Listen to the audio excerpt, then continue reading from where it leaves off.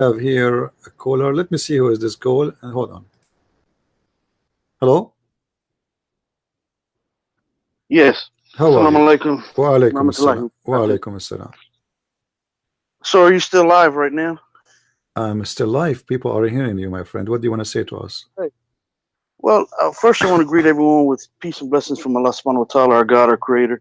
And I do want to say that I do bear witness there's no God other than Allah, and I bear witness that Muhammad, peace and blessings be upon him, is his final servant and seal of all prophets. Not sure how you witness. What do you mean by I witness? I bear witness. You know what that means? It means that I declare. And don't, so from the jump, let's not play games, okay? Well, I'm not playing. I'm asking you a question. Don't go aggressive. Right. Take it easy. Because the word in Arabic, what is the word witness in Arabic? The one it's used in the Shahada. That's La ilaha illallah. No. Before you say the ilaha illallah, what do you say? What do you mean?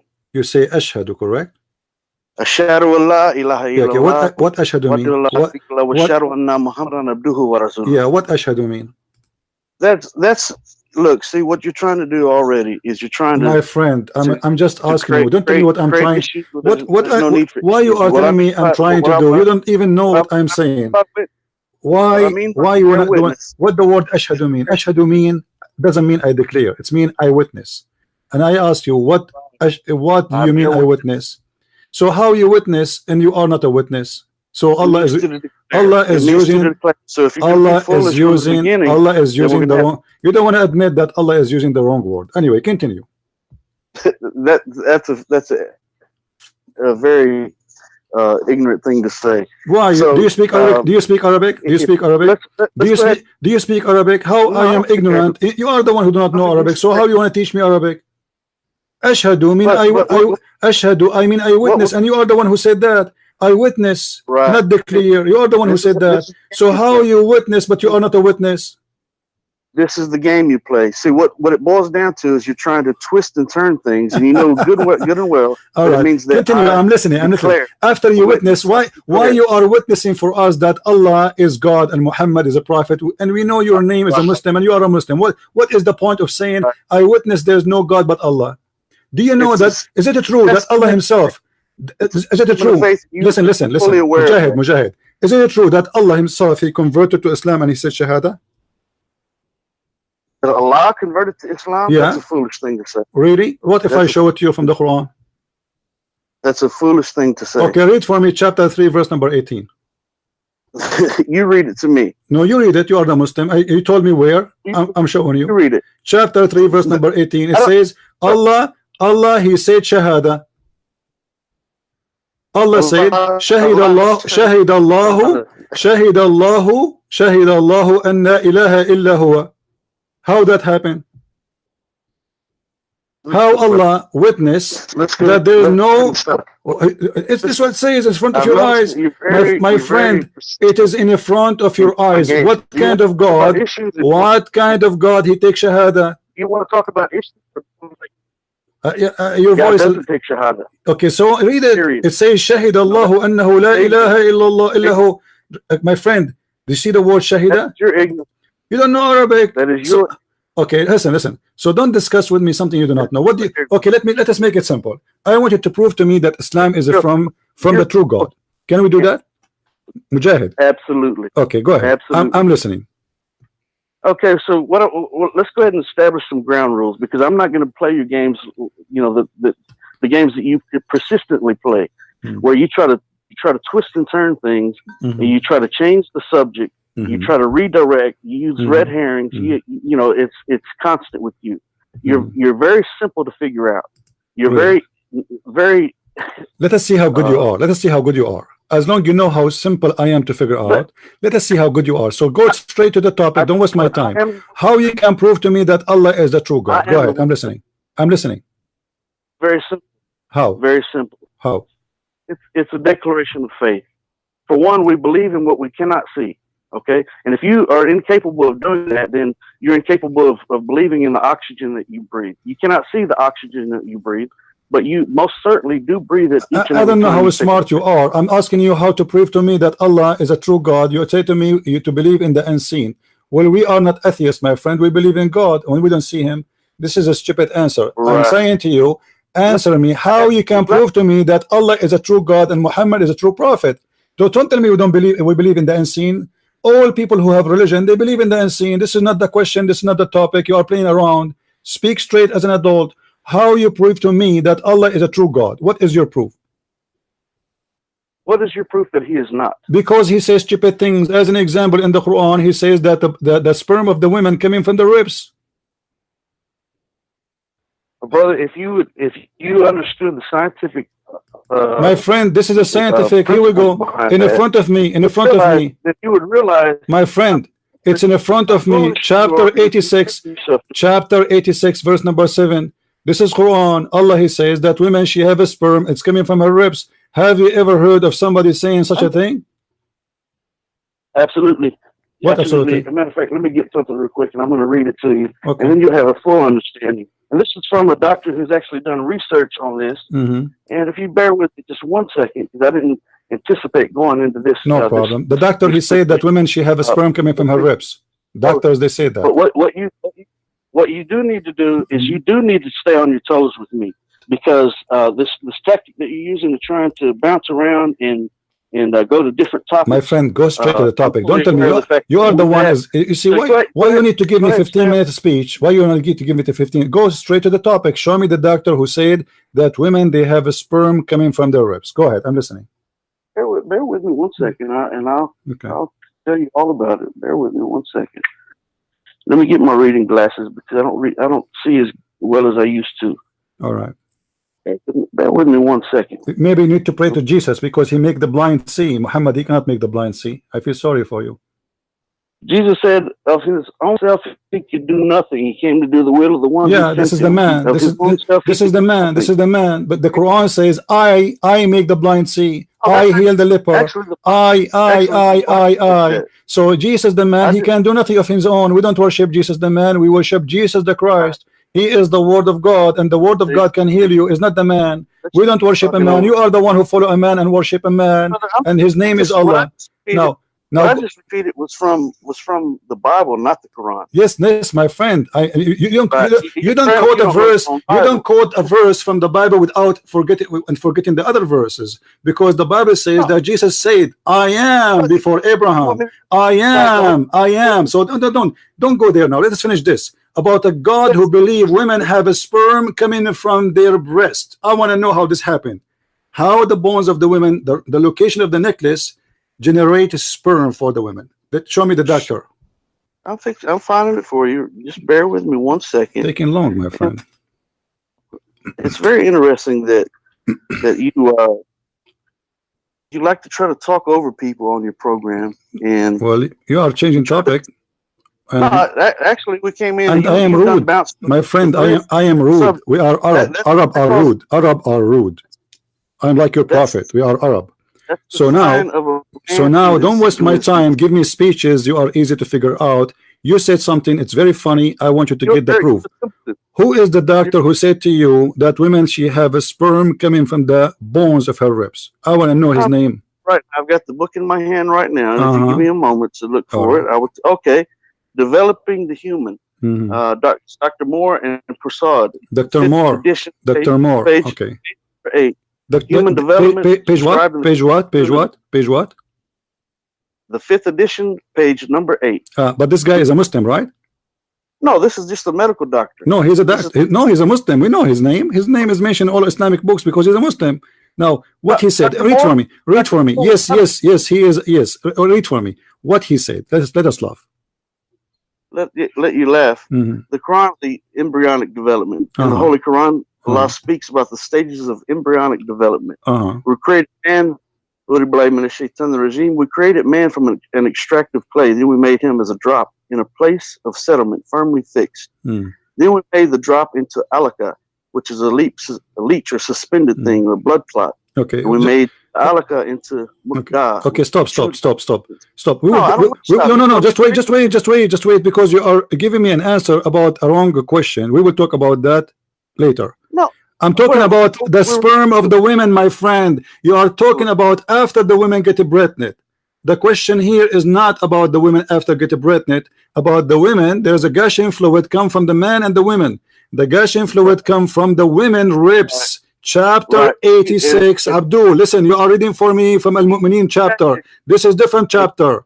This is different chapter, different verse, different story. It's not about his. Listen, you are running away from the question. You are running away from the question. Where is the answer for this verse? Where Dr. Moore, he said that. No, you need to show me. You need to show me. Reading what I was reading. No, you are not reading. I know. I saw it all. I have a book about it. I answer all those, Abdul. I got them busted. I made them shish kebab. Go and buy my books from Amazon. It's called Quran and Science in Depth. Those guys are a joke. And nowhere he speak about the ribs thing. So now give me the answer. Where Dr. Moore, he spoke about women, she have breast testicles. Do you want me to read the whole book to you? Okay, no, show me. Show me where he spoke about women have sperm from their ribs.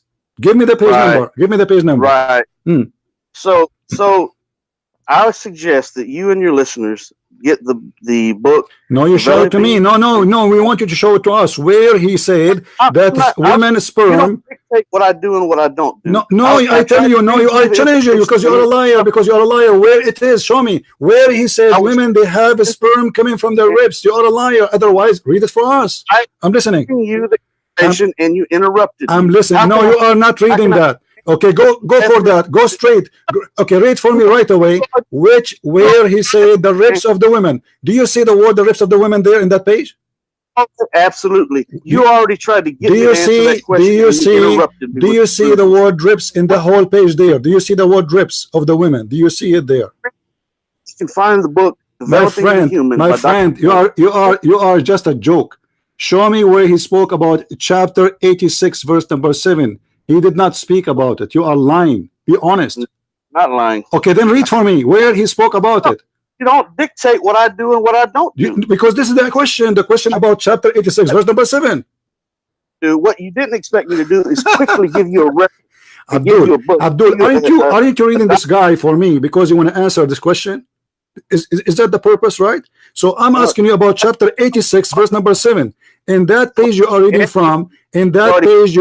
from, he is not talking about the chapter 86 at all.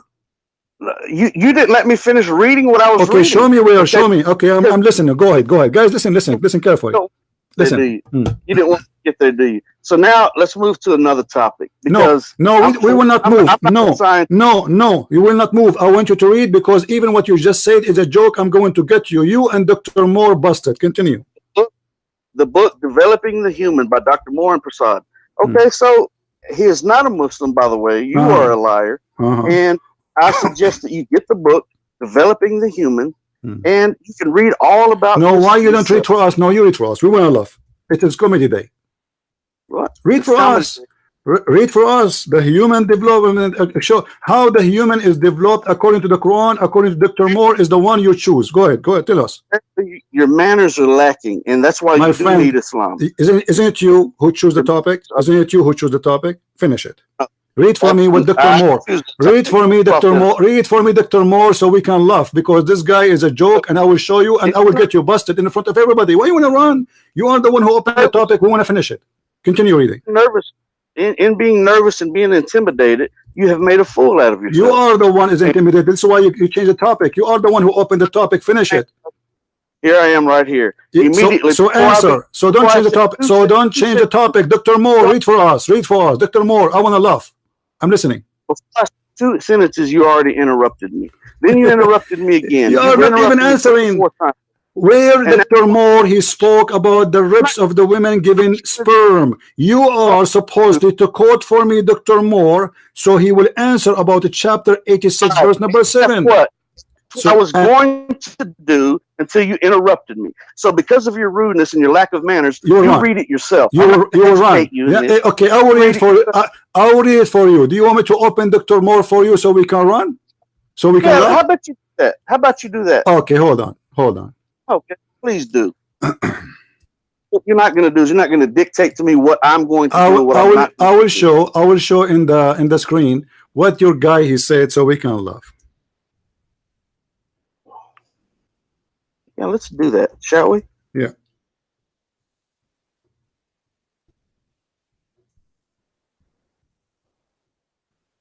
All right.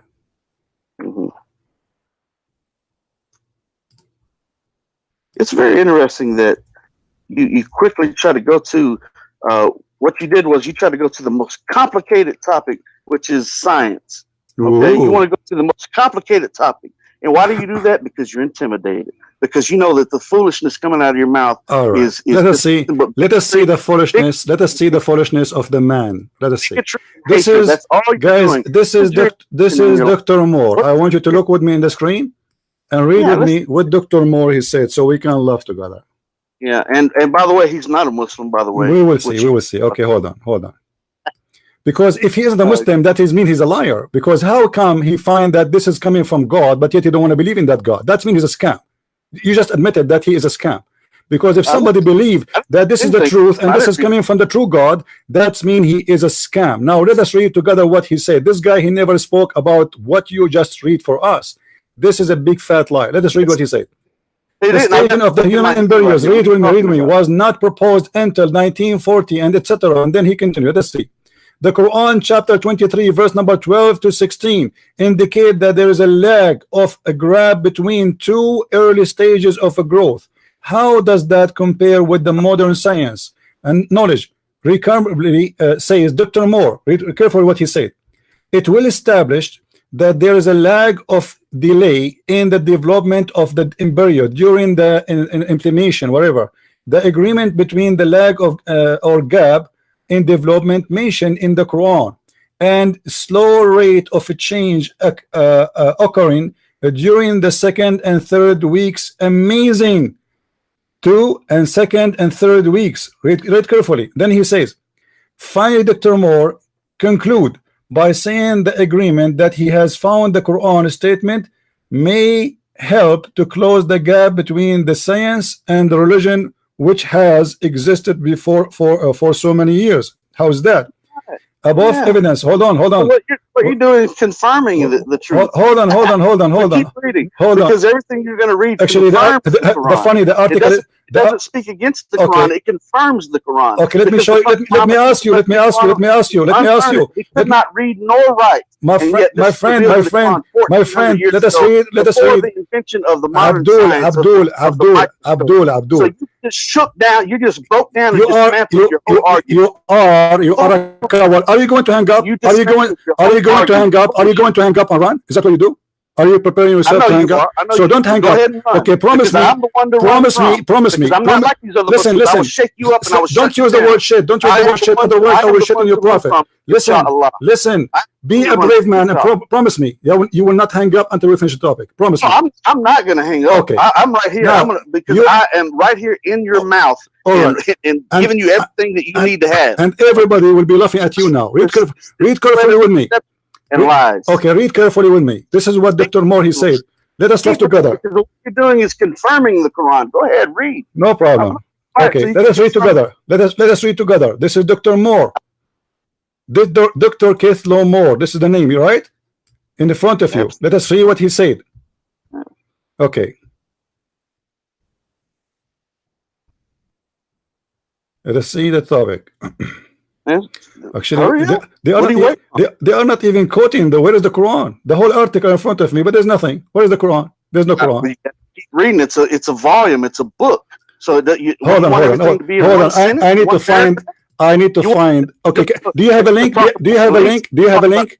Stage of development. Do you have a link? Do you have a link for it? Stage of development. Do you have a link for it? Do you have a link for it? I have the book in my hand. I don't need a link. Okay, then read for us the book. Read for us the book, because the link in the front of me, here we go. There's nothing. I look for his name. It says that he found, but doesn't say. He don't even quote the Quran. So concerned about this. The whole article, Abdul. Let me show you what Dr. Moore he said in the Quran. He spoke about the alaqa. You Muslims are a bunch of crazy. You do not know even what he's talking about. Dr. Moore, can you read for me the verse he read for you? Dr. Moore, read the translation for me. I'm not reading anything for you. Why you will not read? Because you will be exposed for the false translation. This is the word alaqa. This is what your Dr. Moore he did read. Let me show you. Let me show you. Let me show you, and we will laugh together. This is what Dr. Moore he read for you in chapter 2, verse 22, verse number 5, and specifically chapter 23, verse number 14. Sorry. Let us read together. According to Dr. Moore, it is. He said that the Quran saying there is a word. It's called leech. Is that correct? Right. Okay. All right. Okay. Where we can find in any Islamic translation the word leech?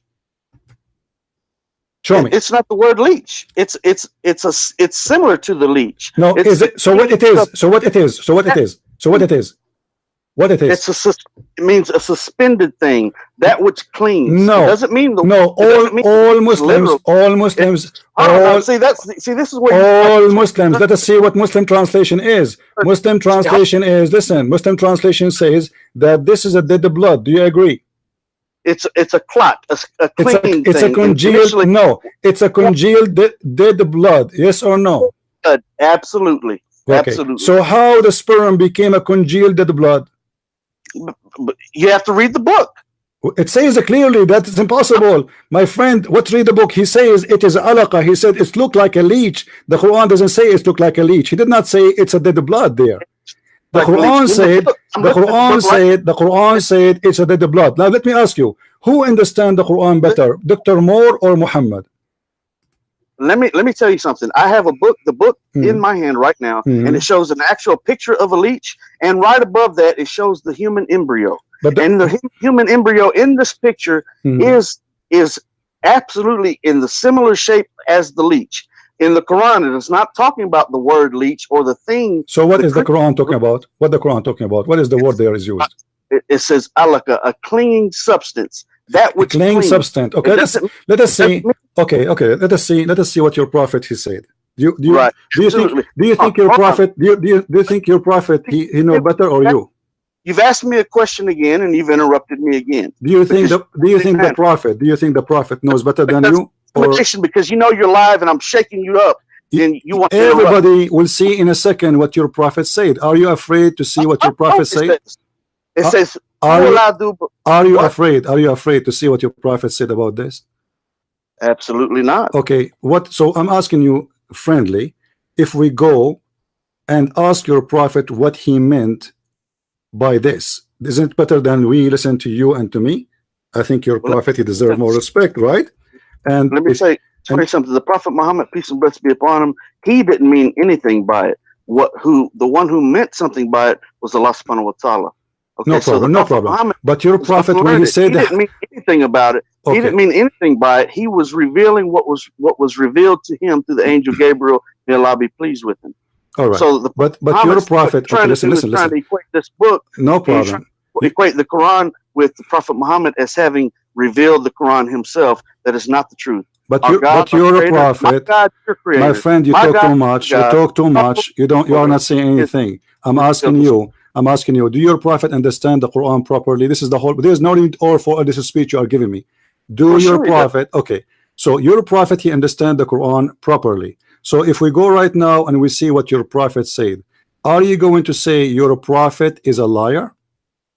Why would I say that? I'm asking you. Are you going to say that? No. Why would I say that? I'm asking you. Why would I say that? Let us see what your prophet said then, and that will solve the problem. What do you think? Good. What did he say? No. I'm asking you. If I show you, are you going to say? Because I'm predicting that you will say I don't believe in it. I can't tell you what I'm going to say before you said what you. Okay, let us see what your prophet said. Read with me carefully. Read with me. Okay, read with me. Are you looking at the screen? Are you looking at the screen? Stop screaming, you idiot! Look, read with me. Your prophet is said something. Respect your prophet and read. Read. Your prophet said that the sperm stay in the belly of the women for 40 days. Do you agree with that? Absolutely. Based on this book that I'm holding my hand by Dr. Moore? Yeah. Absolutely. And Dr. Moore, he said that the sperm stay in the women for 40 days. You confirm that? Yes, absolutely. You liar, big fat liar. Show me where it says that. I'm a big fat liar? Yes, show me. Which page it says that the sperm stay in the women for 40 days as a sperm? I want to see that. let me answer your question. I'm listening. No, show me where Dr. Moore, your scam, said that the women's sperm, there's a woman, she have a sperm, or the man have a sperm, and the sperm of the man stay in the belly of the women for 40 days. I want to see that. Look, brother, let me. Don't call me brother. I'm not your brother. I'm not the brother of the devil. You are a follower of the devil. Now answer. Where in the book it says that? You are a liar. You are a scam. Otherwise, show me. I challenge you not to hang up, not to run, and to show me the page and to read for me. Dr. Moore in page, etc. And read for us. He said that the semen of the man stay in the womb for 40 days. I'm listening. Right. Absolutely. Show me. Okay. I'm listening. What do you want me to do? You want me to give you a whole? Show me. You said absolutely. He said that. You said absolutely. Dr. Moore. He said that. Show me. I've got the book in my hand. Show me. Read for us. If you want to know this, just you buy the book. My friend, don't tell me read the book. My friend. Don't waste my time. Don't waste my time. People are listening. You see, I don't want you to convince me that I'm wrong. Convince everybody that Christian Prince is wrong. Okay, no problem. So now either you got busted, you have no answer, or you read for us. Where Dr. Moore, he said that science approved that semen of a man stay in the womb of the mother for 40 days. Right. It's absolutely in the book. Where? And if you buy the book. No, read for us. Don't tell me if you buy the book. You have the book in your hand, my friend. You have the book in your hand. Just read it. Read for us. Show us where it says that. If you find the book, show us where it says that. You are a liar, aren't you? No, I am. Then show us. Tell us in page. You are recorded. I will make you famous in YouTube. You are already famous. People are recording you. Tell us which page. Tell us. I'm not going to flip. You are a liar. You are a liar, and you admit otherwise. Show us which page. Which page in Dr. Moore he said that women, they have received the sperm of the man and it stayed there inside them in the womb for 40 days. You have the access to the internet right there at your fingertip. I don't see. I cannot find anything in that book. I cannot find it. You said you have it. You said you have it. I don't have it. You said you don't. Look, show me. A hard copy of the book.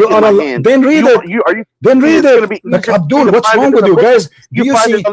Guys, do you see why I say every Abdul is a liar? He have the book in front of him. He said he confirmed absolutely. I believe in that. Absolutely, the prophet saying the truth that the sperm stay in the womb of the women for 40 days, and he said it's in this book. Okay, show us which page. Read for us. I'm not going to flip through this book and find show us. You have to flip because you're a liar. So how you know it is there if you do not know how to find it? You're a liar. I've already read this book. Is it there? Is it there? Is it there? You and give you a class. Is it there? So you have no answer. You are here supposed to get me busted. Why you don't want to get me busted? According to science, you idiot. Listen. I will put you in mute for a minute because you scream, you say nothing. According to science, semen cannot live more than 7 days maximum. Your prophet is a big fat liar when he said semen stay alive for 40 days. What do you say about that? What do you say about that? Do semen live more than 7 days? Answer your question. If you hold your comments for a moment, I'll answer your question. Okay, where's the answer? That semen cannot live more than. Okay, I'm going to make some tea. I'm listening. Give me the answer. Okay, please listen. Just stop and be quiet for 30 seconds. I'm listening. Go ahead. If you 30 go seconds. Ahead. Tell me the answer. Don't give me a speech. Give me the answer. Right. You just said that semen can't live for more than 7 days. But brother, each and every person on this earth, I'll be 47 years old in just a few weeks. And guess what? I used to be sperm myself. You used to be sperm. Don't tell me that sperm can't live in the womb of a woman more than 7 days. It develops and it grows and it grows. The sperm grows. The sperm grow. The sperm. The sperm. My friend, the sperm grow. The sperm grow. Sperm is born or grow depending on the genes. What do you mean sperm grow? If your prophet saying the sperm stay as a sperm for 40 days. The sperm grow and live 40 days. Develops another. It begins to develop. No, it says it stays as a sperm for 40 days, and then after that, it became, for a similar period, a piece of a fish. And then you were once an embryo. You were once that sperm, and now you're my friend. Your prophet word is so clear. Your prophet words is so clear. He said the sperm stay gathered. Listen carefully. Let me read for you what your prophet said. This is your Muslim translation, and this is just a search from Google. It says the sperm inside the women can live up to 5 days. Do you see it? Do you see it? Your prophet said the sperm of the women gathered in the womb of the women for 40 days. How such a thing can happen? One thing is for certain is that the Quran has revealed these things for over 1,400 years ago. Which is stupid. And each and every one of which is stupid. Miracles which is have been confirmed. Confirmed by who? Confirmed. That's a lie. I just got you busted. I just got you busted. Don't tell me it's confirmed. I got you busted right now. Confirmed by who? I just got you busted. I confirm to you by science that this is a lie. This is science. This is a website of science. It says sperm live for 5 days. Your prophet said sperm gathered inside the women for 40 days. Answer. Right. Before it transfers into another stage of development. It is then still it is there for 40 days. Listen. First of all, sperm does not transform to anything. Only stupid believe in that. My friend, sperm does not transform. Listen. What is the egg of the women? What is the egg of the women? What is the egg of the women? Your prophet, he mentioned the sperm. The sperm will turn into a flesh, and he will be the sperm will be 40 days as a sperm. What is the egg? Right. So if you want me to answer your what is the women? What is the women egg? You have to give me time to do it. I'm asking you. I give you time. I know you're nervous.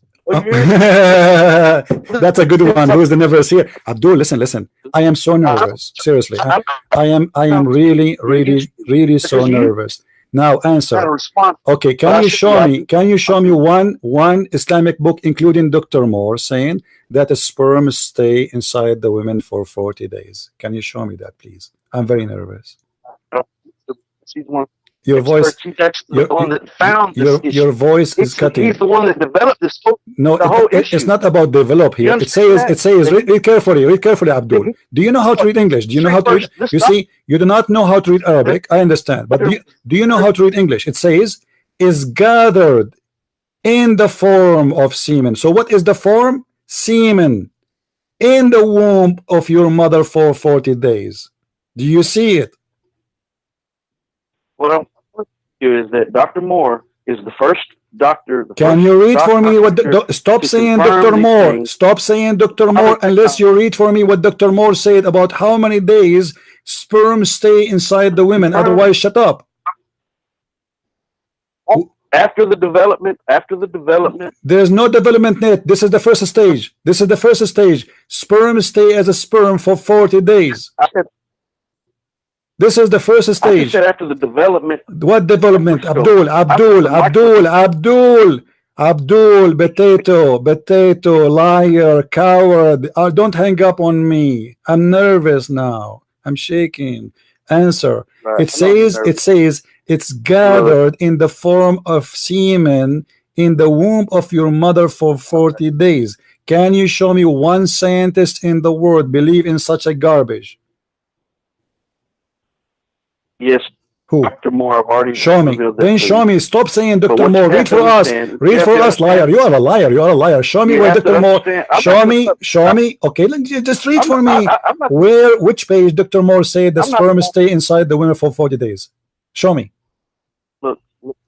You know what? Sperm stayed inside the woman and began to develop from day one. This is not what the verse saying. This is not. First of all, Abdul, stupid. No, I don't understand what you are saying, because the sperm does not start develop. You idiot. It is the egg. It is the egg. It is the egg. You donkey. Listen. It is the egg who starts development. It's not the sperm. The sperm does not develop. The sperm activate the egg and deliver the DNA and die. Demolish. There's nothing next. Nothing next. The one who developed is the egg. Your prophet forget about the egg. So now, Abdul, son of Muta, listen. I don't have time for kids. Either you agree that you are a coward and Dr. Moore never said anything, even though he is a liar like you, or you read for us. Is that fair, guys? So I'm going to give you the mic. Be a man. Open the Quran. Tell us which page. Read for us that Dr. Moore said that the sperm of the women stay inside her, gathered inside the women for 40 days. Show me, or I will help you more. Show me where Dr. Moore he said that the sperm development, because you like to use this word, take 40 days. Show me. The mic is yours. I'm listening. Able to get this information. Listen, show me. Okay, I'm listening. If you get the book, the development. Don't tell me if you get the book. Are you a donkey or what? Are you a donkey? Don't stop telling me if you get the book. Show me. I do not have the book. And you are a liar. Open the book. Your book in front of your hand. You were flipping the pages a second ago. Read for us which page it says that the sperm stay inside the women and took it 40 days to develop, as you said. I will go with you. You said develop. Even the hadith doesn't say that. I will go with you. Show me where it says that. I'm listening. Show you where it says what? The sperm took it 40 days to develop. Show me where it says that in Dr. Moore book. Brother, you're going to have to understand the Don't call me brother, and I don't understand. No, don't waste my time. In order for you, let me mute you. Let me mute you. You are just a kid. Admit it. You are in the corner and you get busted. If you don't show us, people are. Do you see do you see the chat? The chat is boiling. People are laughing dying from laughing. So you better show us where. You better show us where. Can you show us where it says that, or you cannot? Be honest. Yes, I can. Okay, show us. The book, The Development by Dr. Moore. Show us. Show us. I'm listening. Show us which page and read for us. I'm going to shut up. I'm not looking it up for you. I'm not giving you the page. I'm giving you the book. You have to study the whole book and read the book to understand it. Guys, I'm not going to give you the page. I will give you the book because there is no such a thing. You're a liar. You're a liar. You are a liar. Just admit you are a liar, like a prophet. Listen. You're a prophet. You're a prophet. His specialty is lying. Is stupid. Don't be stupid like him, because he said many stupid things. As an example, I just showed you where he said that women, she have a sperm coming from her ribs. Does Dr. Moore say that women have a sperm? Have you ever heard of any donkey in the world agree that women have a sperm? Since when women have a sperm? You're acting like an elementary school child. Since when women have a sperm? Answer. Since when women have a sperm? Women don't have sperm. They have an egg. So why your Quran says though? Brother, you don't call me brother and answer. The Quran. This is the Quran in front of your eyes. Chapter 86, verse number 7. It is gushing fluid coming from the man and the women, and that will cause the baby. Do you agree? Right. Think there's no fluid within the woman? Of course there's fluid in the woman. And that will make the baby. And that will make the baby. And that will make the okay. And that fluid, and that fluid, according to the Quran. Thank you very much, guys. Guys, hold on. This guy, he just admitted that it's a fluid coming from the women will make the baby. Now, the Quran says in that chapter that fluid is coming from the ribs of the women. Do you really believe in that? PhD. Listen, not an authority on this subject. Abdul, do you believe? Do you believe? Show me one person he has a PhD. Abdul, show me where. Here we go, Dr. Moore again. Donkey. Listen, I have many mules around me. And you are just a small donkey. Mules, they don't dare even to get close. Show me where Dr. Moore, he said that women have a sexual fluid. It's coming from their bones, and the bones of their ribs specifically. The mic is yours. Can you read for us? I didn't hear anything said because I wasn't listening. Can you read for us? Can you read for us? Can you read for us? Anywhere in Dr. Moore book it says that women have a sexual fluid coming from the ribs of the women. Look. Can you show us? Let me ask you a question. Don't ask me. Answer the question. Can you find me anyone in the world believe that women, she have a sperm coming from her ribs? Yes or no? If that's what the book says, which it does, yes, I believe that. Absolutely. But you said to me you want to prove it to me from Dr. Moore book. This is the whole point. Where Dr. Moore he said that women have a sperm coming from their ribs. I'm not going to. You realize that it would take me time to look through this book and find that subject. Okay, I will give you. Listen, I will give you 10 years. Is that a good deal? I will give you 10 years. Is that a good deal? I don't need 10 years. What I need you to do is take some money. No, I will give you 20 years. You are a liar. Otherwise, why you don't need 10 years? You need it because maybe by then you will die and then you escape from this challenge. Otherwise, show it to me right now. You are the one who read the whole book. You are the one who read the whole book. Did you read the whole book or only the cover? Did you read the whole book? I read the whole book. The name of the book is The Developing Human by Dr. Great. So where Dr. Moore, he can explain to us how the Quran say women have a sperm coming from their ribs. According to science, women have no sperm. You want me to tell you where? You want me to tell you where? Okay, I will tell you where. It's in the book The Developing Human by Dr. Moore. Right. You know, they say in China, he left as a donkey, he never came back as a horse. Do you want me to tell you where? Do you want me to tell you where? Do you want me to tell you where? It's in the book. Do you want me to tell you where? Do you want me? Are you a kid? How old are you? How old are you? How old are you? You're embarrassing yourself. You don't even realize it. How old are you, Abdul? For the sake of Allah, leg. You know, all your listeners. How old are you? For the sake of Allah, leg. Abdul, just to be honest, I want to be sure that you are not calling me Abdul. My name is Mujahid al-Islam. You are Abdul. You are a potato, and you are not a Mujahid. You are a potato. If you are a Mujahid, you will go and do jihad. I'm a Mujahid. I'm right here doing what I do. Where? Doing what? You cannot even read the page for us. You don't even dare to read the page for us. You are Abdul, and your prophet is our joke. We are making fun of him. He is a donkey. He is a liar, and you don't dare to answer. If you are a Mujahid, then give me the answer. This is the interpretation of Al-Jalalain in front of your eyes. It says that there is a sperm of the women coming from the backbone of the man and the ribs of the women. Answer. How kind of a stupid prophet he says such a thing? The mic is yours. Okay, you want me to give you the page? It's one of the pages within the book, The Developing Human by Dr. Moore. It's going to be one of those pages.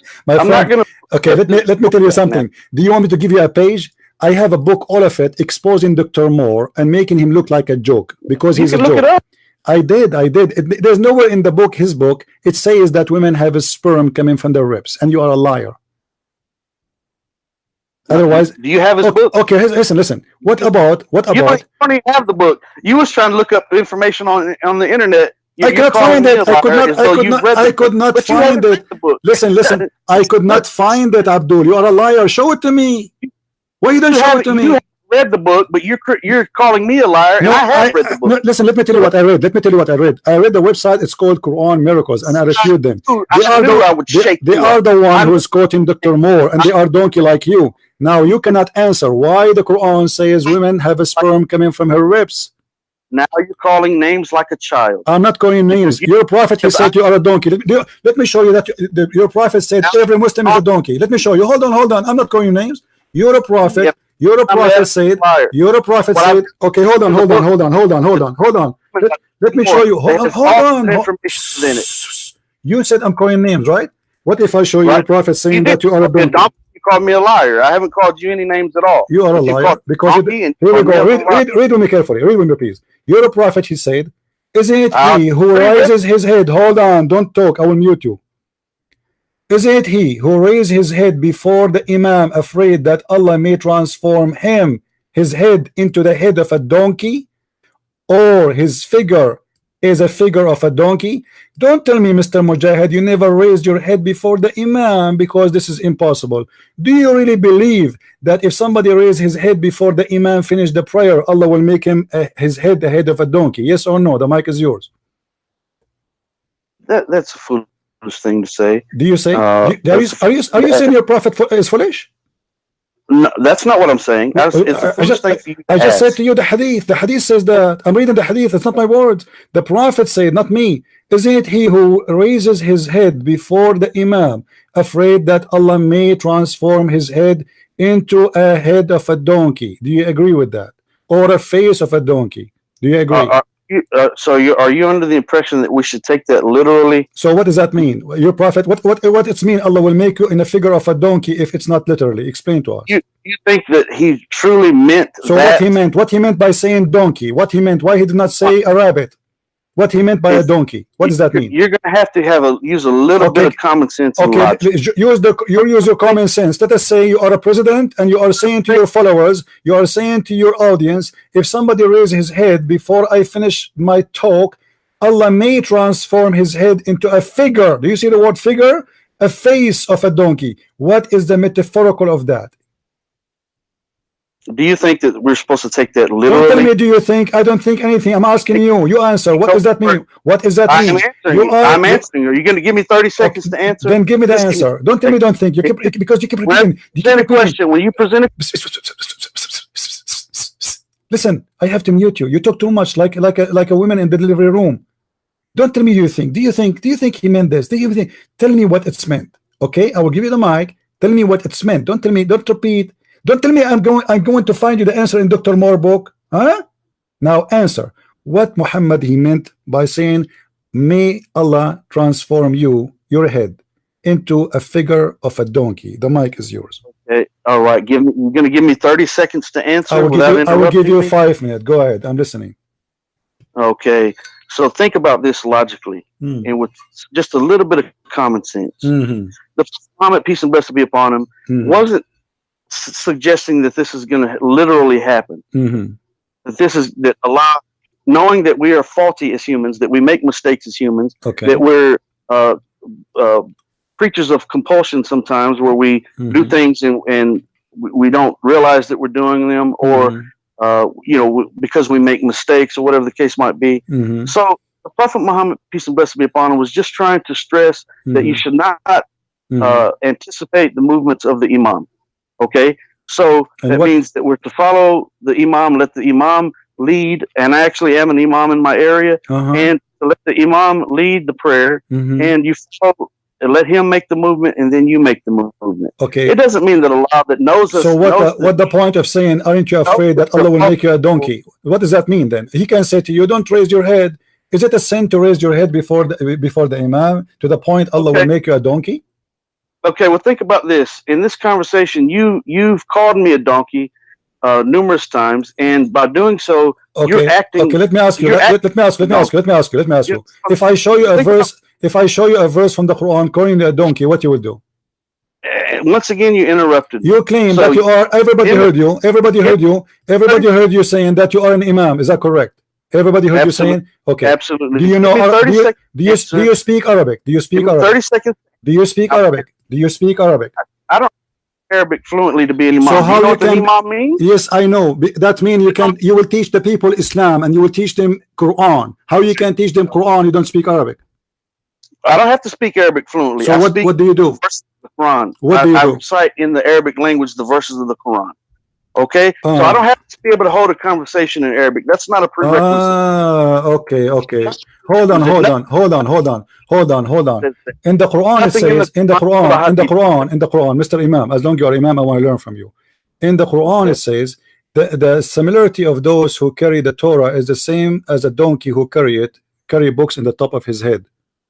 Do you agree with that? What do you mean? The similarity of those who carry books the same as a donkey.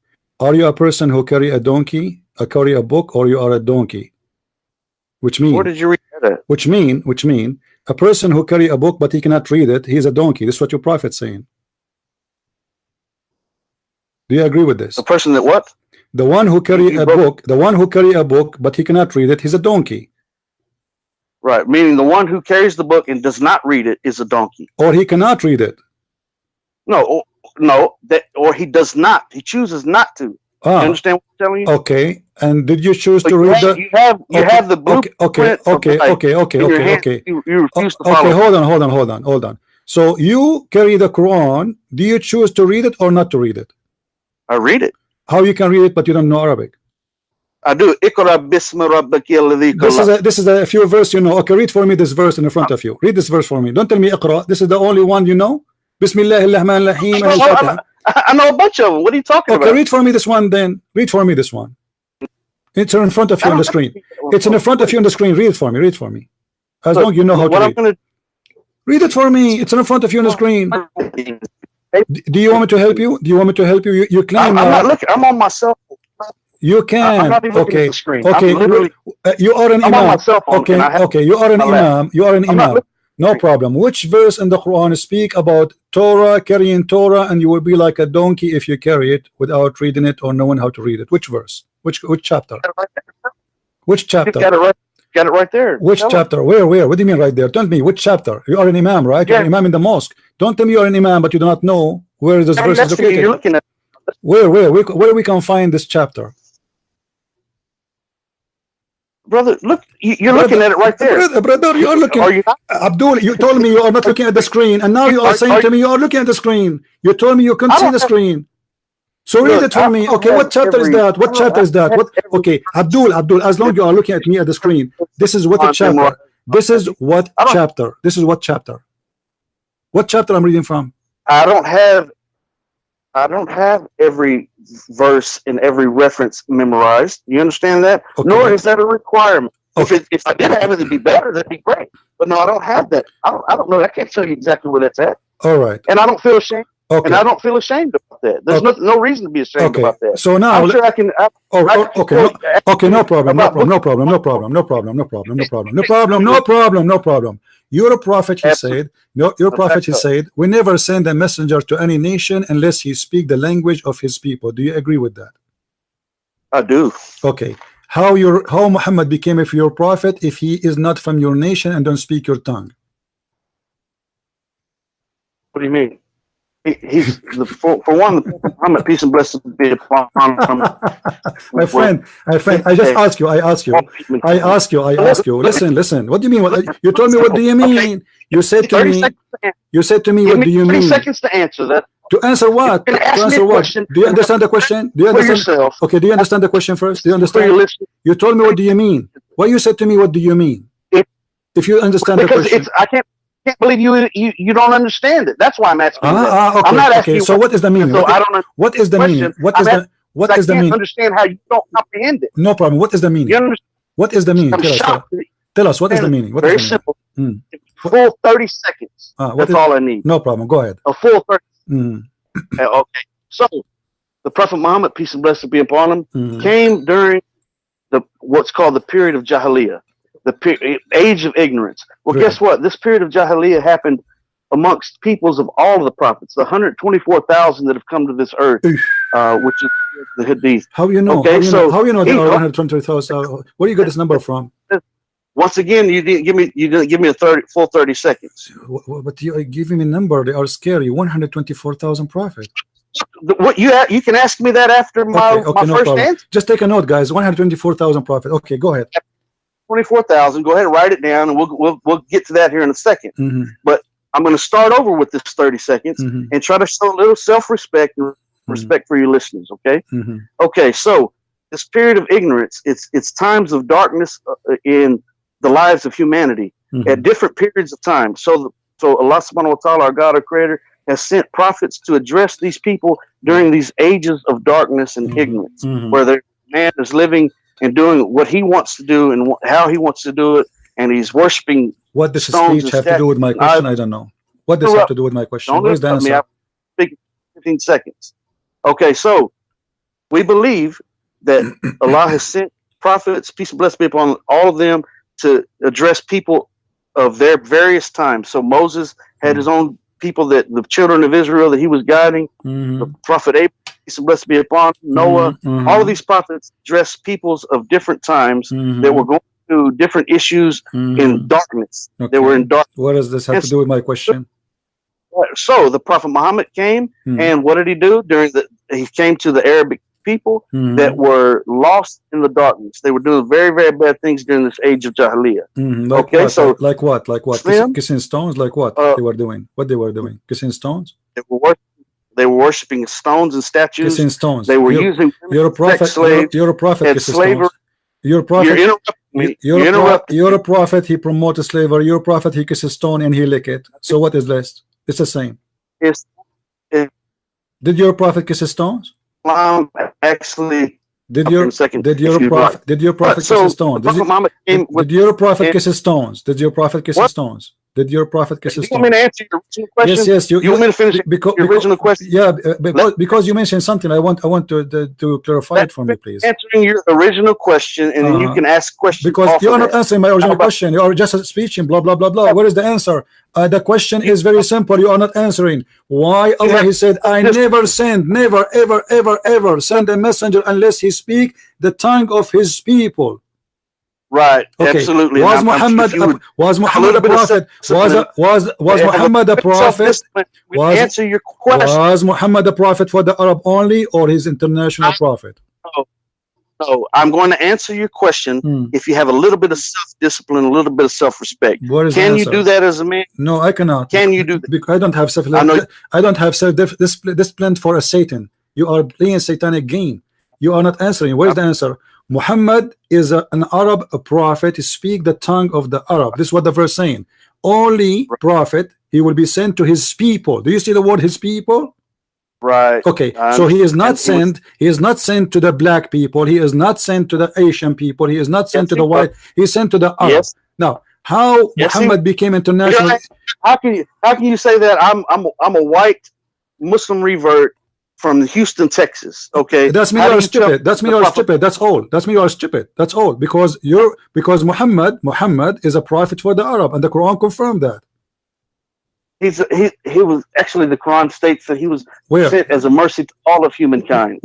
All of my friend, do you see? Do you see the verse? Okay, read the verse for me. Read the verse. Let me answer the question, and we'll move on. Okay. So, unlike the previous prophets that were sent to only their groups of people, so Isa alayhi salam, Jesus, peace and blessing be upon him, was only sent to the lost tribe of Israel. And he declared that in the Bible itself. He said, I was not sent but to the lost tribe of Israel. Question. Because he was only sent to question. Hold on. Okay, what is the name of the book of Jesus? What the name of the book of Jesus? In the Quran. What the book of Jesus called? What the Injil. Is the word Injil is a Hebrew or a Greek? It's probably Aramaic. Who told you that? I don't have to. That's the language that Jesus spoke, Aramaic. That's a known fact. Okay, how Jesus is a prophet? He speak only to the tongue of his people Israel, and he speak Aramaic. You just said that. You said Jesus was sent to the Jews, and he speak the tongue of the Jews, and he sent to the lost tribe of the people of Judah, and you just said that Jesus speak Aramaic.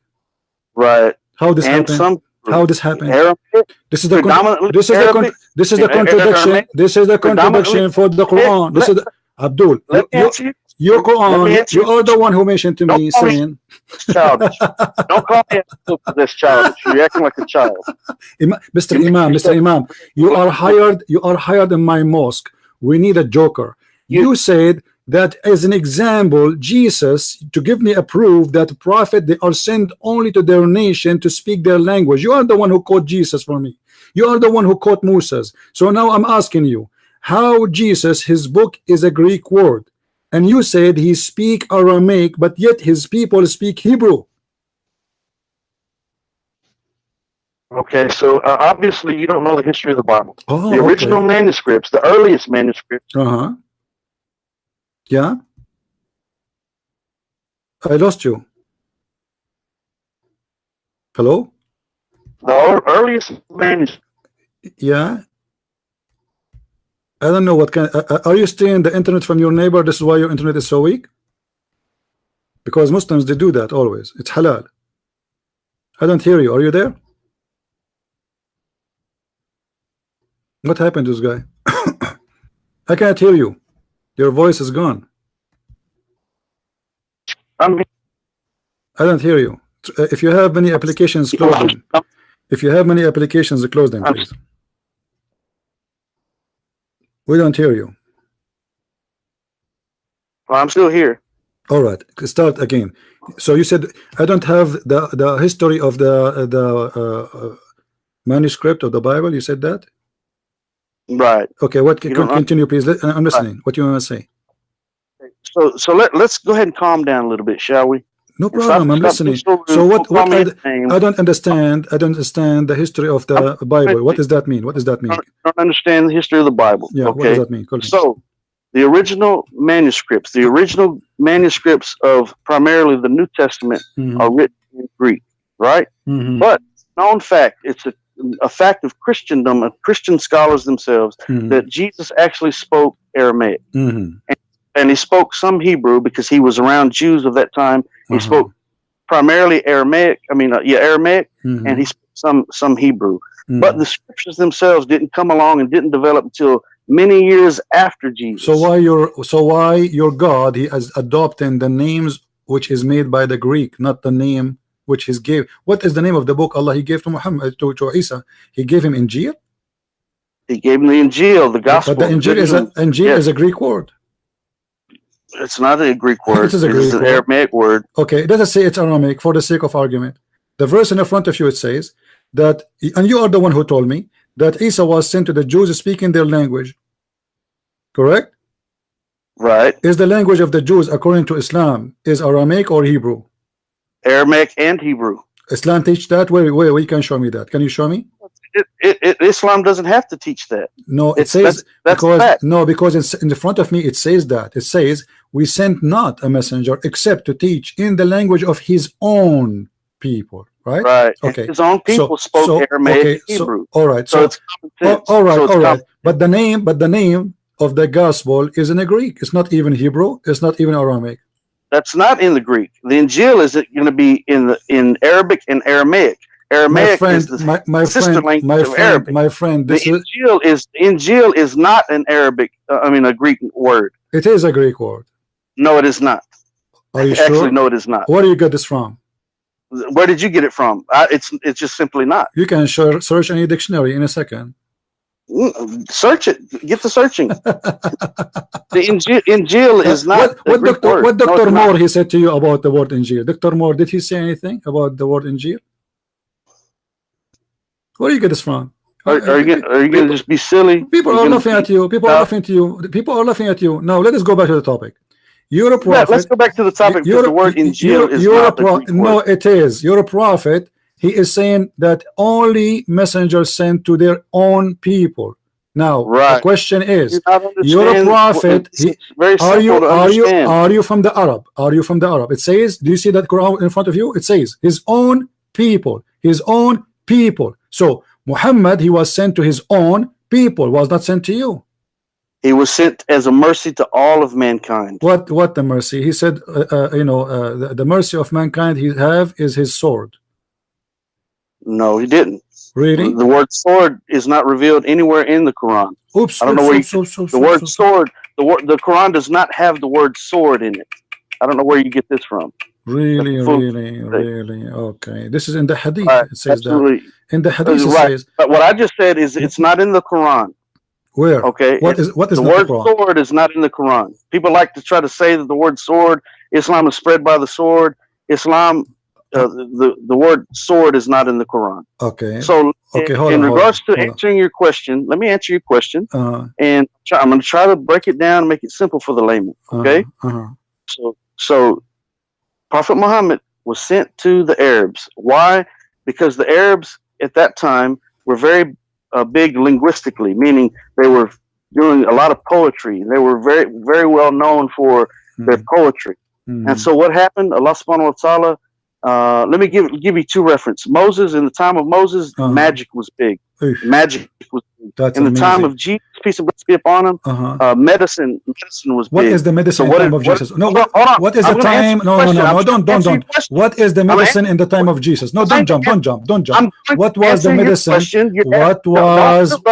I'm going to get you busted. What is the medicine was a practice in the time of Jesus to make it unique? What is that? I don't know. I didn't understand what you just said. What you're trying to do is because you said medicine in the time of Jesus was developed or whatever. Right. What is that? Where do you get from? It was very prominent. Where? Who said that? And the Romans adopted the Greek medicine. Okay, very prominent. Muhammad. So let me explain. Listen. Let me give you an answer. Did Jesus use medicine? Did Jesus use medicine in his miracles? Did he use medicine? Let me explain. Did Jesus use medicine in his miracles? Did he use medicine, or it was a miracle? I didn't say anything about that. What you did, why you are comparing what Jesus did with medicine then? Why you are comparing, Abdul? Why you are comparing medicine with the miracles of Jesus if Jesus never gave medicine? I didn't say that he gave medicine. So why you are comparing him with medicine? Why? If you be quiet, have a little bit of self-discipline. What the medicine have to do with Jesus? Jesus never gave medicine. I'll explain it to you if you be quiet. Can you do that just for a few seconds? Okay. In the time of Moses, magic was big. So our God, our Creator, Allah subhanahu wa ta'ala, gave the miracle of allowing the staff of Moses to turn into a snake and swallow up the other snakes, and to part the Red Sea, and to strike the rock, and water gush forth. That was his miracles to address the people of that time that were real big on magic. Now Jesus, medicine was real big during that time, the time of Jesus. It was very prominent. Romans were adopting the Greek medicines, and it was very prominent at that time. What did Allah do? He gave Jesus, peace and blessing be upon him, the gift of healing to override and to outdo the man-made stature and man-made claims of greatness. The workings of Allah through Jesus and through Moses outdid the magic and the medicine of their time. In the days of Prophet Muhammad, linguistically, through the poetry, it was very fluent and very well known. The Arabs were very well known for their linguistics. And what did Allah do? He revealed the beauty of the Quran that has been unmatched for over 1,400 years, never been altered or changed in any way, and outdone, and actually set the criteria for the Arabic language. Wow! All the criteria for the Arabic language now comes from the Quran. Also, hold on, it was revealed in the Arabic language because the Arabic language is easy to learn and to recite.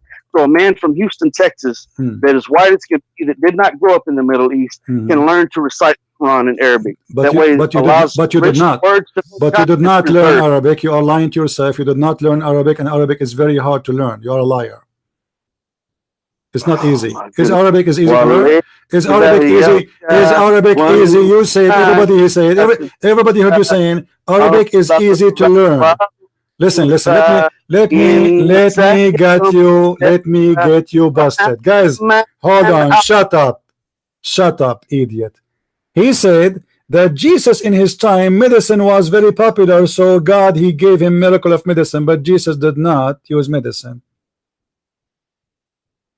And there's no medicine in the world can make somebody resurrect people from death.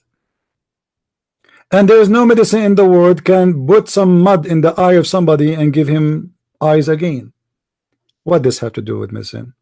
The Arabic Quran, which the Muslims they are so proud about, and this guy he is a stupid idiot. It says in the Quran itself that the Arab they make fun of the Quran. They were not astonished with it. Read with me what the Arab they say to him. They said, "In hada illa asatir al-awwalin." They did not believe in it, and they laugh at the Quran.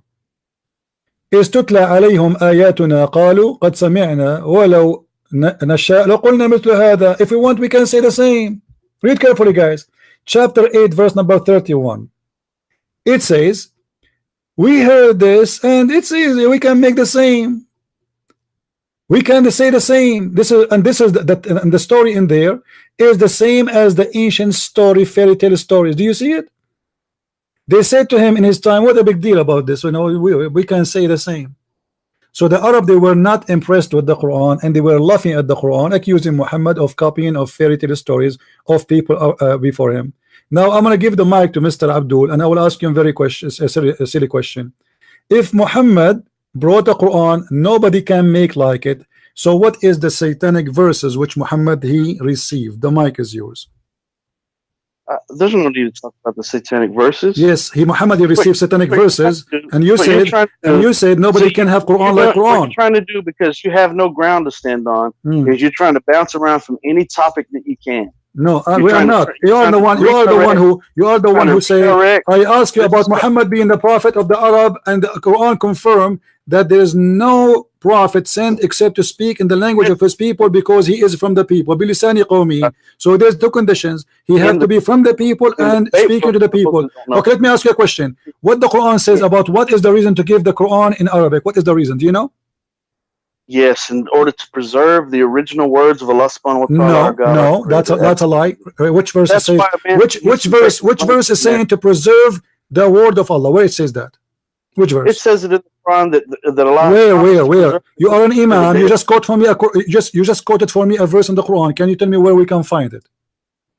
You can find it. Where? Tell me where. You just quoted for me Quran. Don't play games. Right. Where it says, I sent it the Quran, so it's going to be preserved. Preserve the Quran until the day of judgment. This is not what you said. This is not what you said, kid. This is not what you said. You said that Allah He sent the Quran in order to preserve the Quran.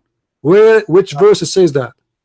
I said that He promised to preserve the Quran until the day of judgment. Okay. So now the question about the Arabic. Focus with me, please. The Quran was sent in Arabic. Right, because it's easy to learn. Is that what the Quran says?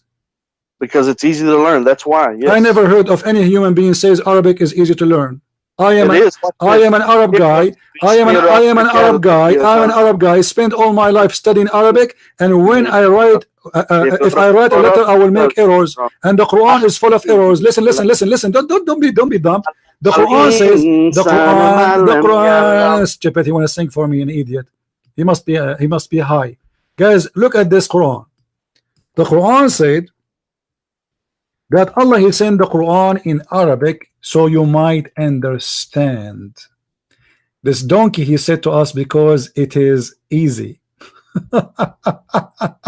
Arabic is easy.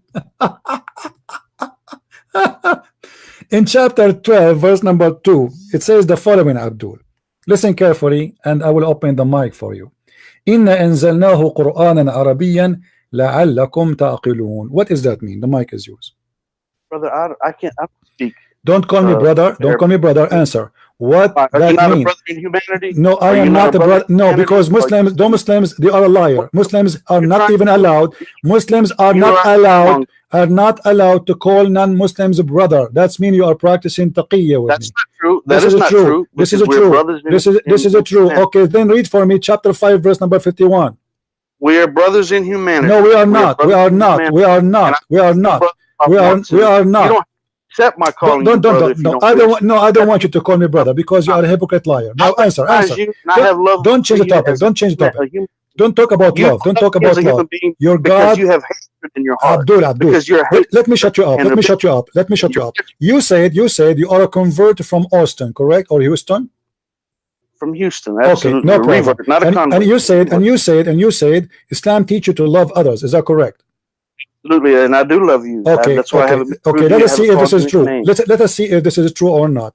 Chapter 9, verse number 23 says you cannot even be friend with your father and your brother from your blood. What do you say about that? Not if they're speaking against Islam. If they're fighting those. A second ago, you said to me you love me. You idiot. You liar. A second ago, you said to me I love you too. You said to me I love you. I speak against Islam. Shut up, idiot. Shut up, liar. Guys, did he say a second ago I love you too? Now I said to him, the Quran says it teaches you to hate your family and you cannot be friends with them. He said, if they are speaking against Islam, yeah, you know, but I am speaking against Islam, and a second ago you said to me you love me. I didn't say that anyone. So why you cannot love your father and your brother in Islam? Well, sure, you love your father and your brother. No, you cannot. And it doesn't mean that if they're not Muslim, not to love your father and your brother. You cannot. My father is a Christian. I still love my father. You cannot. Okay, read for me the verse. Okay, I challenge you to read the verse. Chapter 9, verse number 23. Go ahead. You read it. I don't have. I did read it for you. I did read it for you. I did. I just did. So your understanding is my friend, not my understanding. Do you want me to show you the interpretation of the verse by the scholars? Do you want me to show you? Abdul, let me get you busted. Let me get you busted. Let me tell you something. My father is a Christian. Don't tell me something. Don't tell me something. Answer. Don't tell me something. My father is a Christian. Your father is ashamed of you. Now answer. The Quran says you cannot. This is the interpretation of Al-Jalalain. Do you see it? This is Al-Jalalain, Abdul. Do you see what Al-Jalalain is saying? Do you see Al-Jalalain? Do you see Al-Jalalain? Stupid. Do you see it? You cannot choose them as a friend for you. Who? Your brother and your father. For they chosen not to believe, over believe. So shut up, stop lying to yourself. This is Tafsir Al-Jalalain. Do you have a comment? If you were in face to face as men, yeah, I doubt very seriously that you would tell me to shut up like that. Why? What you will beat me? You will beat me? What you will do? What you will do? You will beat me? What does that mean? I wouldn't beat you, but I'm assured that. Okay, then I say to you, shut up. Then shut up. Otherwise, make a threat if you are a man. Make a threat if you are a man. Make a threat. Make a threat if you are a man. Listen, you are a potato. If you are a man, make a threat to me. What does that mean? If I am in front of you, you will not dare to say to me, shut up. Who are you? What I'm telling you is that if you are a potato, are you going to kill me? Are you going to kill me for saying to you, you are a false believer? Is that what you will do? I don't believe that you're the type of man that would look me in the face and tell me to shut up. I will not look you in the face. I will look you in the ass. This is your level. Now answer. This is the interpretation. This is the interpretation of your prophet, and this is the interpretation of the Quran. You cannot take your friends. You cannot take your friends from your father and your brother. Why? Why you lie to me? You says Islam teaching you to love. Right. Absolutely. Absolutely. We love everyone. Why not? You are a liar. You cannot take your father as a friend. Why you are lying? My father is my friend. He's my best friend. Abdul, I'm quoting you for Quran, chapter 9, verse number 23, and this is the interpretation made by Muslims. Right, but you have to read the verses before my and friend, the verse after. I can, no problem. Go ahead and read 10 verses before and read 20 verses after. And this is the interpretation of the verse in the front of you will not change anything, because interpretation for the verse is interpretation for the verse. I'm not giving you my own. It's talking about those who are oppressing the Muslims at that time. Abdul, so no. Listen. Okay, listen. No, you listen. Listen. You are a liar. Show me where it says. Show me where it says in the interpretation. Those are oppressing the Muslims. Can you show it to me? Those who are oppressing the Muslims. If you don't have an understanding about that, then you need to read a little bit more. You need to learn, open your mind, and learn how to study. Okay, what about chapter 5, verse number 14? What about chapter 5, verse number 14? What about chapter 5, verse number 14, where Allah He said they will spread hate? Allah will spread hate between the Christian. What do you say about that? Allah will target your father. Allah will target your father, your family, and He will spread hate between them. Chapter 5, verse 14. Can you read for us? You read it. I don't have the Quran. What's wrong with you? You keep saying to me you read it. You're an imam of a mosque, but you do not know a verse. I'm not. What do you want me to do? Remember every verse? You are watching YouTube. You are watching YouTube, aren't you? No, I'm not. I'm sitting here with the phone in my lap. I'm not on the internet at all. Okay. All right. Okay. All right. In chapter 5, verse number 14, Allah He says that He is going to spread hate and enmity between the Christians. What do you say to Allah? Allah knows best. It's Allah's wisdom. What is the wisdom? Okay, I want to learn from you. What is the wisdom? What is the wisdom to spread hate? What is the wisdom to spread hate? What is the wisdom, Abdul?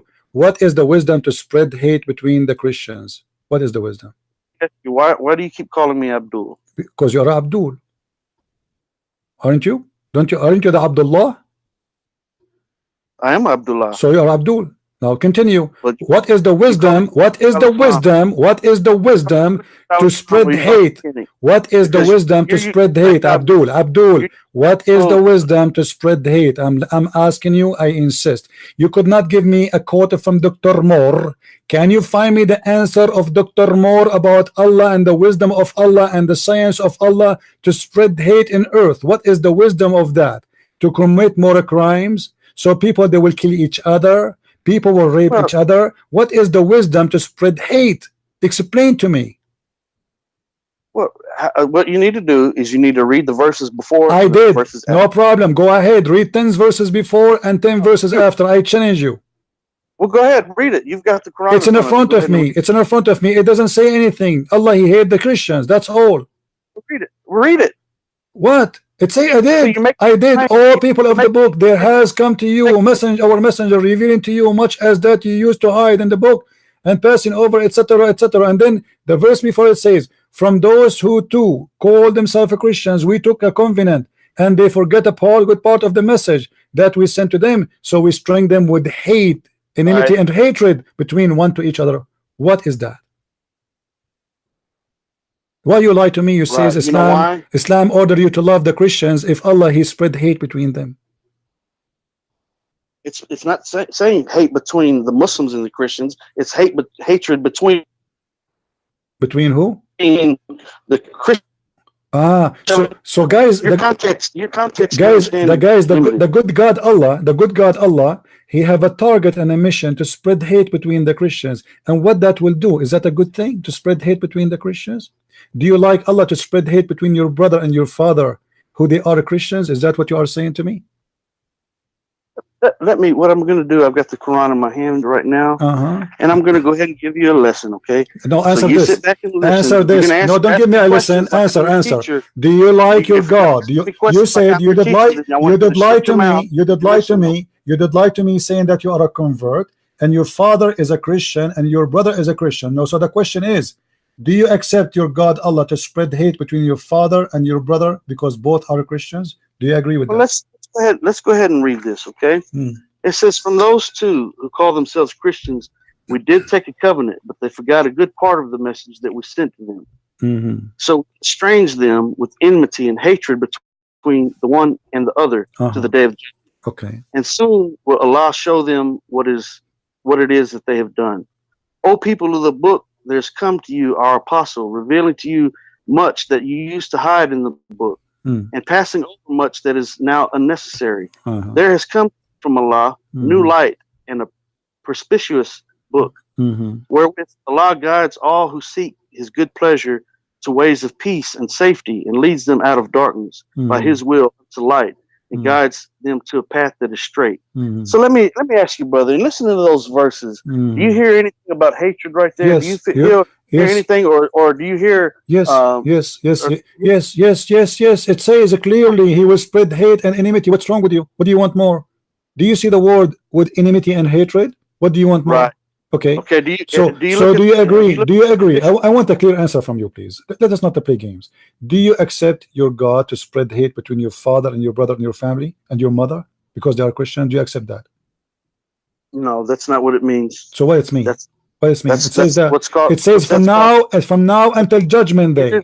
From now, it says, does it say from now until judgment day? It says until judgment day. So whoever a Christian until judgment day, Allah will spread hate between them. What you're using is what's called a straw man fallacy. You're trying to read something into the text that is not there. Your limited understanding, your inability to understand. Okay, hold on. Okay, let us do this. My friend, let us do this. What about we go and read the interpretation? What do you think? How about we do that? Okay, which interpretation you want? Anyone you want. It doesn't matter. Okay, let's go. Chapter 5, verse number 14. And we will see all of those who they are in English, and we will see them all the one in English, no problem, just to be fair. All right, here we go. Yeah, do that. Okay. Tafsir al-Jalalain. Look with me carefully in the screen, please. Tafsir al-Jalalain. And with those who say we are Christians, this is semantically connected to what follow. We made covenant as we did with the children of Israel and the Jews, and they have forgotten a portion of that where they reminded of the gospel, or in the gospel, pertaining to faith and other matters, and they do broke the covenant. Sorry. So we have steered up. We have caused among them enmity and hatred until the day of resurrection. What do you say? You just read the same verses that we just read. This is the interpretation. Read the interpretation. This is the interpretation, my friend. It's in the screen.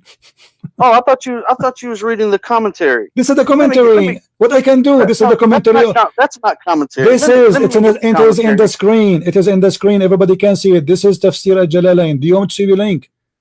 Do you want me to send you the link? Here we go. Let me send you the. This is the commentary of al-Jalalain. Everybody is my witness. I'm reading for you. This is al-Jalalain. Because there's nothing to add. Allah will spread hate between the Christians until the judgment day. It's very simple. This is Tafsir al-Jalalain. You can look on YouTube right now and you will see it on the screen. I'm not making things up. Let me show you Tafsir ibn Abbas. It's the same. The cousin of your Prophet Muhammad is saying the same.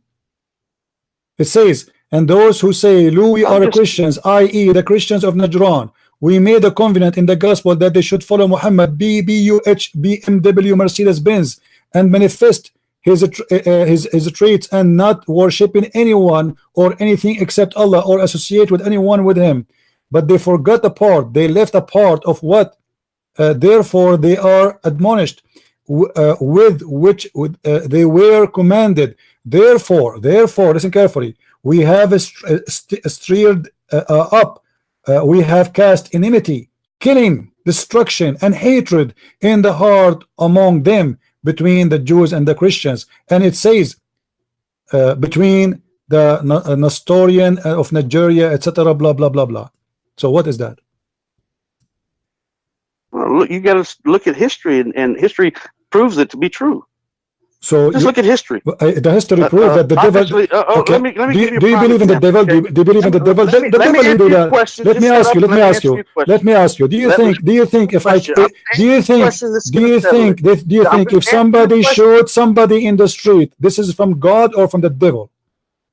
It's actually from God, and let me explain to you what it means. Okay, are you ready? From God. Well, guess what? Guess what? Okay. Like you, Hitler was a Christian, right? No, he was not. No, he was not. He was beloved by Muslims. That's a lie. That's a lie. Hitler, he made fun of the Christians. Hitler, he killed the Christians, and the Muslims, they fought in the army of Hitler. The Muslims, they fought in the army of Hitler. The biggest SSS brigade, liar. The biggest BSS brigade, they are from Bosnia. Okay, let me ask you. Muslims from Bosnia, Muslims, Abdul, Muslims from Bosnia, they fought with who? Against who? I'm not going to change subjects for you. Yeah, you are the one who mentioned Hitler. So don't talk about Hitler. Hitler, you Muslims, you love him because he killed the Jews.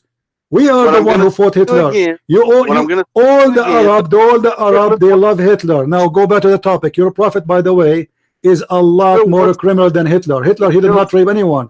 Hitler did not rape. Your prophet, he was a rapist. Don't change the topic. Now answer. And he killed 6 million Jews. Abdul, it is you Muslims who killed the 6 million Jews. The Muslims, they fought with Hitler side by side. They are the one who burned them alive. And your prophet, as long as you are talking about killing the Jews, did your prophet say that time will come and a Jew hide behind a tree or a rock, and the rock and the tree will say, there's a Jew behind me, kill him? Yes or no? Apparently that happened because 6 million Jews were killed. So this is your prophet order. This is your God order. Are you agreeing that Allah is the devil? A second ago you were accusing me to be Hitler, but now we found that Hitler, he was the rock and the tree of Allah, and he was calling the Muslim to kill the Jews. Apparently you don't understand your inability to comprehend. My friend, answer. Is it why Allah saying that you should kill every Jew in this earth? I thought you love the Jews. Do you love the Jews or you hate the Jews? Answer, please. Mujahid. Do you love the Jews or you hate them? Do you love Hitler as a Christian? Okay, so now you are saying, okay guys, be my witness. This guy is saying that Allah, he made Hitler, he is a Christian, hate the Jews and kill them. Do you say that? Are you saying that? They did. He didn't make them do anything. Man has the freedom of choice. No. He said no. The verse says, Abdul, shut up, son of a mut'a. It says we string them. Who is the one saying we? Allah. So don't fool yourself. And you are the one who said obviously Allah, he made them say do that. So you are saying Allah is Hitler is the servant of Allah. Now, as long you admitted that Hitler is serving Allah, how that Allah is a good God? By killing and making war. Second war is the worst war in the history of humanity. People killing each other. And you just admitted that this war happened because Allah, he stringed the hatred between the people. The mic is yours. Not say anything you just said. You said that. Everybody, it's recorded. People, they will hear it. It's recorded. It is recorded. It is recorded, liar. People, they can just go a few seconds back and they can hear you. You are the one saying, obviously, it happened. Allah, he made that happen. So Hitler, he killed the Jews. Okay, who is the? Okay, hold on. Let me get you busted. Let me get you. Shut up. Let me get you busted right now. Right here, your prophet said that a human being, he have no control of his deeds, and what Allah wrote for him is going to take over. So Hitler, he did what Allah planned for him. And let me show everybody how stupid you are, who you claim that you converted to Islam, but you are just an idiot. Guys, read carefully with me. If we ask this guy, the sin of Adam, did Adam do his sin willingly or he have no choice? The mic is yours. Look, I'm going to take 30 seconds to answer the question myself. Okay, Adam, did he do his sin willingly or it was unwillingly? Let me tell you something. Allah has given man the freedom of choice. This is another question. I want a specific answer. I want a specific answer. Adam, did he commit his sin willingly or not? Listen, I'm giving you a specific answer. No, you are not. You are not. Adam, did he commit his sin willingly or not? I'm going to answer you. Okay, I'm going to answer your question about Adam. All right. And you need me 30 seconds to do so. Okay. Okay, so shut your mouth and give me 30 seconds. Shut your mouth, Muhammad. So, okay, you shut up. So Allah has given man the freedom of choice.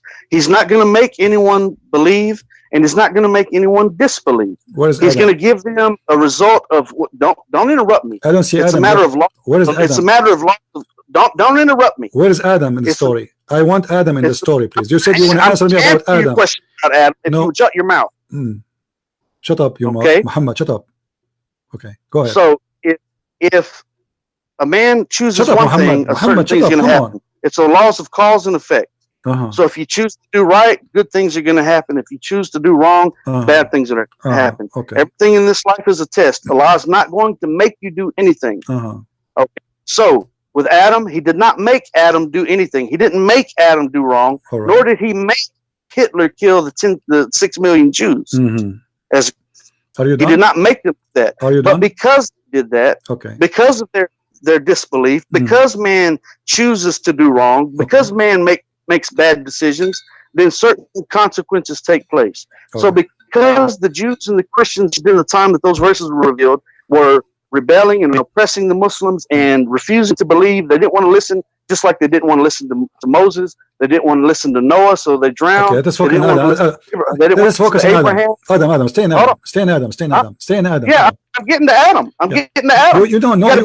No, you answered already. You said Adam, he did choose his sin willingly. Yes, correct. You said that. Adam, he chose willingly his sin, correct? Adam. What? Adam chose to do what he did on his own will. So anyone, hold on. So anyone he say the opposite is stupid, do you say that? If someone he says Adam was forced to do his sin, do you say he's stupid? Do I say? I don't understand your question. Okay, saying if somebody believe that Adam was forced to do his sin, do you think this is stupid to believe? I think it's a mistaken. Yes, Adam wasn't forced to do his sin. Okay, please listen to me carefully, guys. He said yes, he agree. The one who believed that Adam he was forced to do his sin is stupid, and this is a mistake. I didn't use the word stupid. No, you said yes. You said yes. You said yes. No problem. Okay, let us focus with the word mistake then, because now he insists it is a mistake. Let's focus on this. Is your prophet saying that Adam was forced to do his sin? So you just where does it say that? It says that in the front of your eyes. Let us show you. Okay, so if he was forced to do that, who was he forced to do that by? By Allah. By Allah. By Allah. Not by Allah. He was forced to do that by the whisperings and the acceptance. Abdul. Listen, don't be stupid. By the whisper. Stupid. Read what your prophet said. Show respect, you idiot. I just got you busted like a turkey in the Thanksgiving day. Now you said it is a mistake. Stupid. I will make you famous, Mujahid Potato. You are famous already. People are dying from laughing. Here we go. Read with me, Abdul Potato. Read with me. Europe. Let me read for you. Shut up. Shut up. Now you know you got busted, so you will talk like a turkey, right? Stop. Read with me and laugh at yourself. This is your prophet reporting a debate between Adam and Musa. I want my son. Shut up, you idiot son of Muta. Stop talking. You think you are going to over or intimidate us by high voice? You just admitted that your prophet is a stupid and everybody heard you. You said this is a mistake. Stupid belief. Read with me carefully. You are muted, by the way. You are talking to yourself now like a donkey. and because you are. Adam and Moses held dispute. Moses says to Adam, who is talking now? The prophet of Islam, the prophet of Allah, the prophet of Allah. And this hadith is sahih. Read with me carefully. This is a sahih hadith. Sahih. Sahih. Read carefully. You said it's a mistake, huh? You just accused your prophet to be stupid donkey. Adam and Moses held a disputation. Moses said, Adam, you are our father. You deprived us and caused us to come out of paradise. Adam said, you are Moses. Allah chose you for his speech and wrote the Torah for you with his hand. Do you blame me for doing deed which Allah had decreed that I should do 40 years before he created me? So Adam got better of Moses in argument. You idiot, you just got your prophet busted. Your prophet believed that Adam, he won the debate, and Adam was forced to do his sin by Allah. The mic is yours. Why are you talking like a 6-year-old? Answer. Why are you talking like a 6-year-old? Answer. Because you are the 6 years old. But did he say 6 years old? Your prophet wife, she was 6 years old. Why then, if 6 years old is bad, shut up, idiot. Why you say to me, why you are talking like 6 years old? That's mean I am a child, right? So why your prophet he marry a child then? The mic is yours. Oh my goodness. Do you want me to talk about answer? Why you call me 6 years old if this is a shame to speak like a 6 years old child? So why a prophet of God, he is 54 years old, having sexual relationship with a child, she is 6 years old? Just as I anticipated, your intellect is. You are stupid. Now you are trying to escape. Don't say. Don't. No, the more you talk, the more you do poo-poo. If we were in an actual live controlled debate, yeah, what you will do? What you will do? What you will do? I'm getting you busted. Who actual? This is actual life. You idiot. This is actual life. This is actual life. You just said the one who believed that Adam was forced. Hold on. The one who believed that Adam he was forced to commit sin. He is an idiot. You said that. So now explain to me. Why your prophet is an idiot? Answer, Abdul Potato. You are famous already. People they will take this video and post it everywhere. You are busted. You just admitted your prophet is making a mistake. How you do that? I never said that. You said that. You said whoever believed. You said it is recorded. You said whoever believed that Adam was forced to do sin, this is a mistake.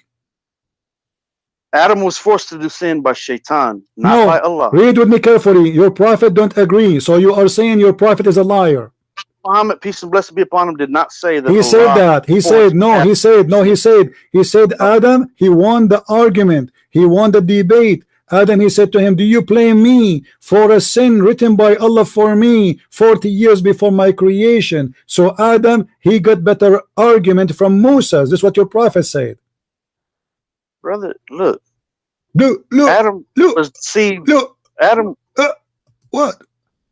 Adam was deceived by Shaitan. No, your prophet says the opposite. Your prophet, my friend, your prophet says Allah, he is the one who wrote the sin of Adam 40 years before creating Adam. What hadith is that?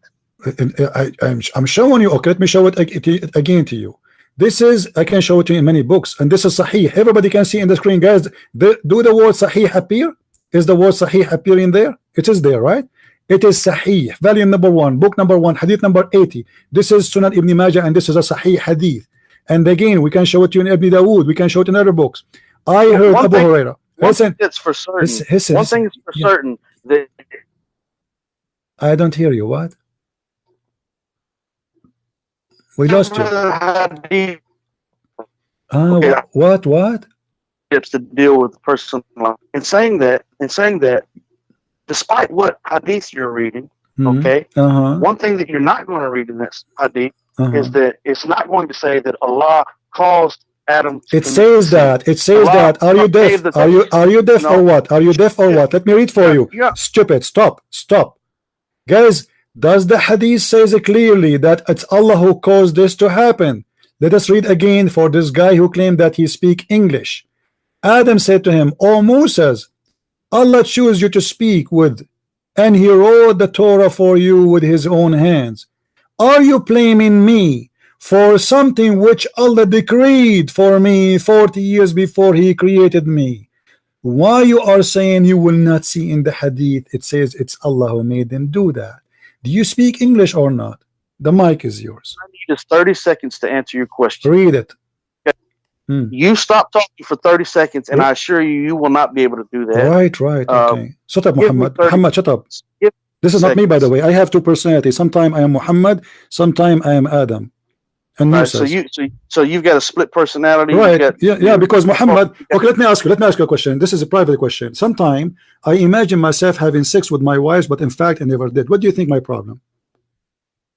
Brother, you got problems far beyond that. What do you think the problem? If I am having this problem, I imagine myself having sex with my wife, but in fact, my wife she never. I don't want to talk about you and sex with your wife. But do you think this is this? Do you think this is a? Do you think this is not appropriate topic? Do you think it's not appropriate to talk about it in public? I don't think it's appropriate to talk about it in this conversation. It has nothing to do with what we're talking about. Okay, but what do you think of me having? I don't care about you having sex with your wife. No, I want to advise you because I am suffering from a problem. I imagine myself having sex with my wife, but in fact I did not. Well, that's your problem. So you agree it's a problem? Well, I agree. You might need to see a psychiatrist for a multitude of reasons. Okay, thank you very much, guys. He said the one who have this problem, he have to see a doctor for obviously he have a mental illness. So how you explain to me your prophet saying the following? And his wife saying the following, that the prophet he imagined himself having sex with his wife, but in fact he never did. Maybe he had a dream. I don't know what hadith you're talking about. It says that he was. It says he was bewitched. It says. Like you're going to find any. It says Abdul. It says. It says. Listen. A second ago you said I need to see a mental doctor. Your prophet is the one who is suffering from this. Shut up. You are an idiot liar. You do not know your prophet is suffering from this problem. So a second ago I should see a doctor. Now it's okay. Huh? Maybe it's a dream. It is not a dream. Read what his wife she's saying. You are muted, by the way. Don't talk. The prophet continues for such and such a period, imagining that he slept, has sexual relationship with his wives. In fact, he did not. The mic is yours. Right. See how you're going all over the place? Well, I get the answer. I got you busted in Adam. We are done. No, I never did get finished answering the question. You said already. Whoever believed that Adam forced to commit sin is a stupid. You're a prophet. Your prophet is a stupid according to you. Thank you very much. You said that. The hadith in front of me. Do you want me to give you the? Do you want me to give you the hadith so you can read it for us on your side? Let me give it to you. Hold on. Let me give it. I don't need it. No, you need it. No. It's not an issue. My friend, I insist. I want you to read it. Go ahead. Here we go. Read it for me. Read it for me. I insist because maybe I'm quoting wrong. Maybe my English is bad. Maybe my English is bad, man. I mean, come on, read it for us. Go ahead. What I would like for you to do is try to grow up just a little bit. I don't want to grow up. I want to stay 6 years old like Aisha. And lose some of the hatred. I want to stay 6 years old. And the hatred in my heart is the reason for it is chapter 5 verse 14. So blame Allah. Don't be stupid. Allah is the one who put hatred in the heart of the Christians according to Islam. So stop. How about you and I schedule a controlled live debate with the moderator? Stupid answer. How you said to me, you are trying Abdul, you are trying to escape the humiliation. You are humiliated already. You call me, you thought you can get away with it. This is a Christian prince. You cannot do that with him. You said it's a stupid mistake to believe that Adam was forced into sin. Your prophet say the opposite. So I want you to say loud and clear, Muhammad was stupid when he said that. The mic is yours. Your ignorance is a huge problem. What is the ignorance? And I challenge you. Read for me. Why you don't read? Why you don't read? Why you don't read? I challenge you, Christian Prince. You are challenging me. I already got you busted. I already burned you. What life? We are live. We are live, Abdul. What are you talking about? Answer. Don't change the topic. You can challenge me as much as you want. You are a joke. You don't even know how to read 2 words in the Quran. Challenging me. At least bring me someone who speaks Arabic, you idiot. How you say, whoever say that Adam was forced into sin, he is making a mistake and he is a stupid. You just insulted your prophet. Explain to us. Live debate. Explain to us why you accuse your prophet to make a huge mistake. He have a wrong understanding of Islam. Why? No, I didn't say that. I said you said that. You said it's a mistake. You said it's a mistake. Be honest. You said that, and the hadith in front of you. It says it clearly. It says, guys, does it say there? Muhammad said, thus Adam won the argument with Moses. So your prophet believed that Adam was right and Moses was wrong. What I am saying is that your understanding is a mistake. No problem, my friend. Obviously, this is not my understanding. I'm just reading what your prophet said. Abdul, it is a problem. No, your understanding. Abdul, what's wrong with you? Look, it's your prophet saying, thus Adam won the argument. Thus Adam won the argument with Moses. Not me saying that. I did not say anything. It's your prophet saying that the winner in this debate is Adam. Let me tell you something. Don't tell me something. Okay. Don't tell me something, please. How your prophet says that Adam, he won the debate if he was wrong? In regards to debate, I challenge you to open. No, you cannot. You debate me already. You already burned. You are no one. You are just a kid. You see. I'm allowing you to speak to me. Let me tell you something. Let me tell you something. I'm allowing you to speak to me, even though you are no one, because we want to have fun. That's the whole story. Islam is a stupid religion, and you are the joker here. The hadith in front of you, and I challenge you not to change the topic and run away and hang up. Your prophet said that Adam he won the argument, and you said this is a mistake. Now the mistake is with you. The subject. The thing is, you don't get a full answer. You don't wait for a full answer. Give me the answer. Abdul, give me the answer. Did you say it's a mistake? A logical and a good answer. And so you divert, and so you speak over people. I think. Let me tell you what happened. You speak over people, and you interrupt, and you divert. My friend, and you speak over my friend. I told you that I have a problem. I imagine myself having sex with my wife, and you told me to see a mental hospital. But when you learn in a second that this is what your prophet suffering from, suddenly it's maybe a dream. But the hadith doesn't say it's a dream. This is something Muhammad he suffered during daytime and never was a dream. It was a black magic. Somebody maybe took some hair from his ass and he controlled him by the remote control, which is a hair remote control. You are a hypocrite man. What is right is wrong. What is wrong is right. When you learn that the one is doing that is your prophet, suddenly imagining yourself sleeping with your wife, but you are not doing that. It's just a dream. But a second ago it was you should see a doctor. When I asked you about Adam, you said, you know, do you think really Adam was forced to commit sin? Whoever say that, he is making a huge mistake, and this is stupid. And when I showed you that your prophet says that, you don't want to talk about it. Why? The mic is yours. Let me explain something. Explain. I've been talking to you about it. And I've been trying to answer these questions. You did not. And you continually interrupt me. You did not. Okay. Okay. You know what? Okay, guys. Let us make a deal. Hold on. Let us make a deal. Let us make a deal. I want you to read the hadith by your voice. I will give you 10 minutes.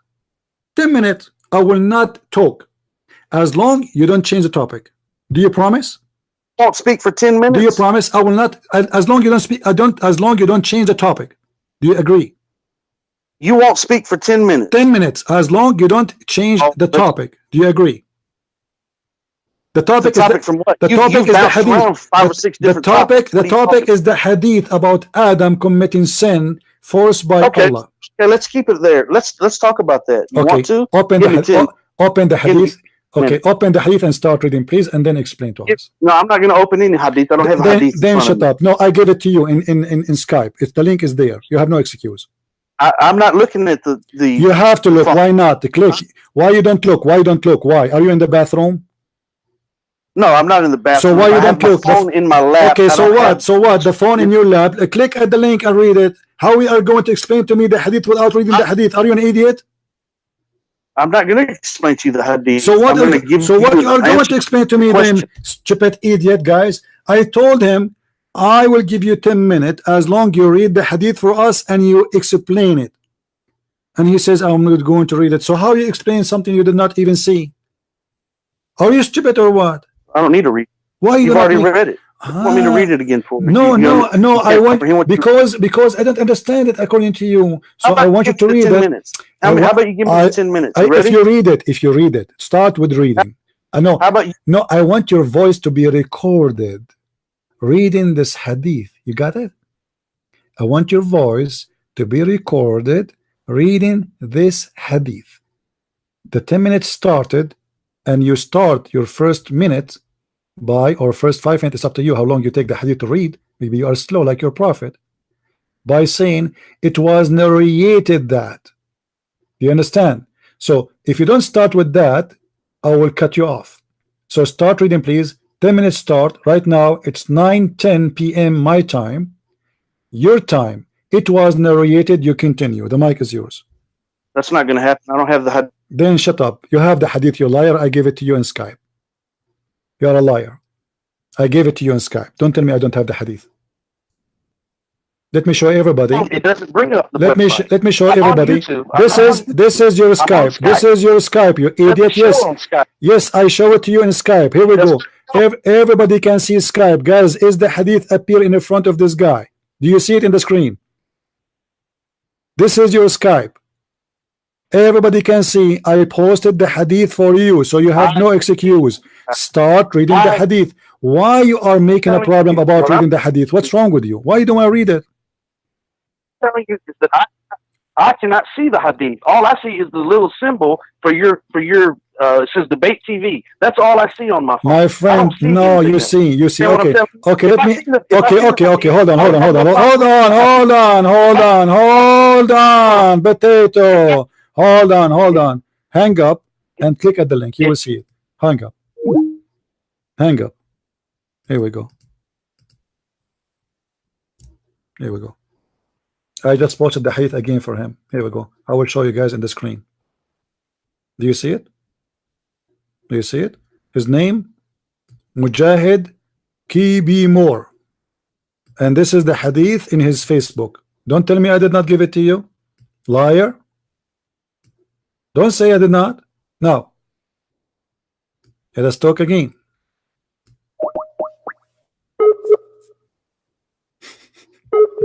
Sick people.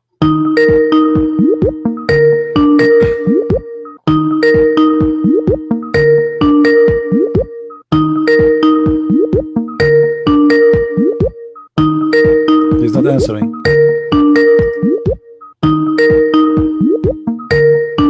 Answer. Hello? Yes, Mr. Mujahid. Now you get the hadith. You have no excuse. Read it for us, please. Well, yeah, let's go ahead and do that. You want to? Okay, go ahead. I'm listening. Let me bring it up. Okay. And then I'm going to take you to school. Okay. So you give me 10 minutes before the bell rings. As long you don't change the topic. Be careful about. No, I'm not going to change. The whole story is about Adam and the hadith. Hold on now. Okay. You're in class from this moment on. You're in class. You be quiet. I'm going to take you to school. Okay. Okay. You ready? I'm ready. Should I bring my sandwich?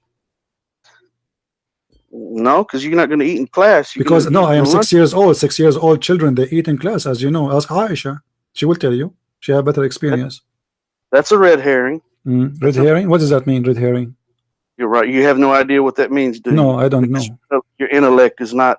You're not on level with me, brother. Oh, so guys, this is red herring. I don't have a level of ham. What does that mean, red herring? Yeah, you don't know what that is. No, I don't know. Tell me. What the ad hominem is. So what red herring mean? No, explain to me. What does that mean, red herring? You look it up. What is that? You want me? What do you want me to teach you? You want me to teach you everything? What red herring mean? What red herring science? Mean? teach you about the Hadith? You want me to teach you about the Quran? You want me to teach you about Christianity? You want me to teach you about the Bible? Abdul, you cannot teach me about 2 words in your Quran. You do not even know how to read the word correctly. Actually, I will. Okay, read and let us laugh. Read the hadith. Read the hadith. Let us laugh. Remain silent, okay? You remain silent. I heard Abu Huraira narrating that the Prophet said, Adam and Musa debated. Musa said to him, "O Adam, you are our father, but have deprived us and caused us to be expelled from paradise because of your sin." Adam said to him, "O Musa, Allah chose you to speak with, and He wrote the Torah for you with His own hand. Are you blaming me for something which Allah decreed for me 40 years before He created me?" Thus Adam won the argument with Musa. Now don't talk. Don't talk. Now what I'm going to talk to you about is the laws of cause and effect. Okay? And so what I'm going to use is the example of someone that is a coach on a sports team. And this coach has someone that he wants to play on his team, and he tries to force him to play. Okay. He tries to force him to play. What good is that going to do the coach or his team to force him to play? He can't force him to do anything. Oh boy! By the laws of cause and effect, if he forced him to play, then he'd be putting his team in a bad situation, and he would lose games. He would lose the season. In the matter of laws of cause and effect, Allah has revealed in the Quran that He allowed Shaitan, and it says that because you have set me straight, says in the Quran. And Shaitan speaking to Allah subhanahu wa ta'ala saying, "But set me straight, I'll wait man on your straight path, and I will attack from before him and from behind him, from his right and left. You will not find most of them thankful. You will not find most of them." We pray Islam. We said, "Hold on. Your voice is gone. We cannot hear you. Your voice is gone. What couch and what game? And your voice is gone. I'm not interrupting you, by the way. Your voice is gone. We cannot hear you. Are you there? Are you there? Hello? Yes, are you just interrupting me? Or are you trying to... No, your voice is gone. We cannot hear you. Even now it's cutting. We cannot hear you. People are my witness. Well, can you hear me now? Okay, I hear you now. What couch? What the couch have to do with this? Allah is the couch here? I didn't think about a couch. Yeah, no, you speak about... the laws of cause. You said the football. No, I said the law. You said a fall, like a football something. What happened? Who is the one? Can you repeat again what you said from the beginning? Because your voice was we were losing your voice. Can you say it from the beginning, please? Can you use it from the beginning? I'm giving you extra time. Don't worry. Yes. Say it from the beginning, please. Go ahead. Okay, I will say the beginning. Can you hear me? Yeah. Can you hear me just fine? Yeah. Okay. From the beginning. You said the word coach, correct? There's a coach. Did you say the word coach in the beginning? Who is the coach? Who is the coach? Yes. Who is the coach? Allah? Hold on. Let me. Don't interrupt me. No. You're in class. No. I'm not interrupting you. I want to know what do you mean by coach. I don't want to waste my time later. Who is the coach here? Who's the coach? I'm going to tell you again from the beginning. Okay, if you would shut up. But if you don't mind, please explain to us who is the coach in this story. Who is the coach in the story? Explain to us, please. Listen. What's wrong with you? You said the word coach. I want to know who is the coach in the story. Don't tell me. Don't throw words without explaining. Who is the coach? Is that Allah? The mic is yours. I'm going to explain. Do not interrupt me again. Okay, start with coach. Okay. I'm going to start where I started initially. You don't tell me where to start in my lesson. I'm giving you the lesson. You're sitting in school, and I'm going to take you to school. Okay, so you listen. I'm the teacher. I'm listening. Who is the coach? Who is the coach, you idiot? Who is the coach here? Are you calling Allah as a coach? Listen to what I'm telling you. Who is the coach? Answer. I'm going to answer your question. Who is the coach? I want to know. Give me his name. In this story you gave me, who is the coach? Is that Adam? Is that the devil? Is that Allah? Who is the coach? Let me explain to you. Who is the coach? Don't explain. Just give me the name first and then explain. Who is the coach? Is that Allah? You gave me. You stupid idiot. You don't dare even to repeat what you said. You just describe Allah as a coach, and what happened to Adam is a football game. and Adam and Adam and Moses are playing checkers with Allah, and he is the coach. How dare you, you idiot? How you compare Allah to a coach of football? The mic is yours. Right. Okay. Be quiet and show me some respect. You're going to respect me as a man. I don't respect you. Who said I respect you? I don't respect fool. You're a foolish man. No, you just describe your God. Look what you did. You describe Muhammad as a person who make mistake and he's stupid. You describe Allah as a football coach. This is what you did. This is what you did. You said whoever believed that Adam was forced to do sin, he is making a mistake and he is an idiot, stupid. And now you are comparing Allah to a football coach. Can't give me 10 minutes, can you? You just can't do it. Okay. Okay, so I'm going to start again. Start, right? but don't forget. But don't forget. Start. I want to don't forget the coach story. Who is the coach? Please go ahead. I'm going to talk to you about the coach. If you would be quiet. Okay, no problem. Who's the coach? You're gonna find that out if you would be quiet. No, I cannot find out because you see, I'm not smart like you. I want to know his name. You give me. I know you're not. The story did not tell me anything. I want to know who is the coach in that story. Who is the coach? We are not smart. That you see, the Muslims who believe that Allah will give them endless penis are smart people. The Muslim who believe Allah will give them wife, her ass is 1 mile, they are smart people. I'm smart like you. So who is the coach in that story you told me? Is that Allah? I'm gonna let you know as soon as you shut your mouth and let me finish explaining it. Okay. Okay. I'm listening. Go ahead and be quiet and give me the 10 minutes that you said that you could be quiet. But please, talk about Adam. Yeah, please start from Adam and answer your question about Adam for the 10 minutes, and I'm not going to change the subject. Okay. But don't forget, please, the coach story. Please, we like it. I'm going to talk about the coach. I'm going to talk about the coach. Okay. You're like a child that just you want your popsicle. Yeah, 6 years old, like Aisha. Yeah. And I imagine myself having sex, but in fact, I never did too. Those are red herrings. Those are red herrings. Don't forget diversion topics. Don't forget that. Don't forget that.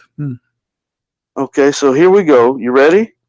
All right. So, in the laws of cause and effect that our God, our Creator, has set in place, you do believe in God, right? Our Creator, right? Are you reading an article? Do you? No, I'm. This is me. I'm speaking. Because do you believe in our Creator? Because how you can repeat the same words again twice if it's not an article? Because it's me saying it. It's me saying it. Wow. That's why.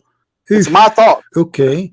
So if we search now in Google for the word you just said, we will not find an article about it? Absolutely will not. Man, okay, go ahead. You're pathetic. Okay, man. Go ahead. Really go ahead. In the laws of cause and effect that Allah subhanahu wa ta'ala, our God, our Creator, has established, if you choose one thing, a certain thing is going to happen. A certain action is going to follow. One action is going to create a reaction. If you make another choice, another set of circumstances is going to take place.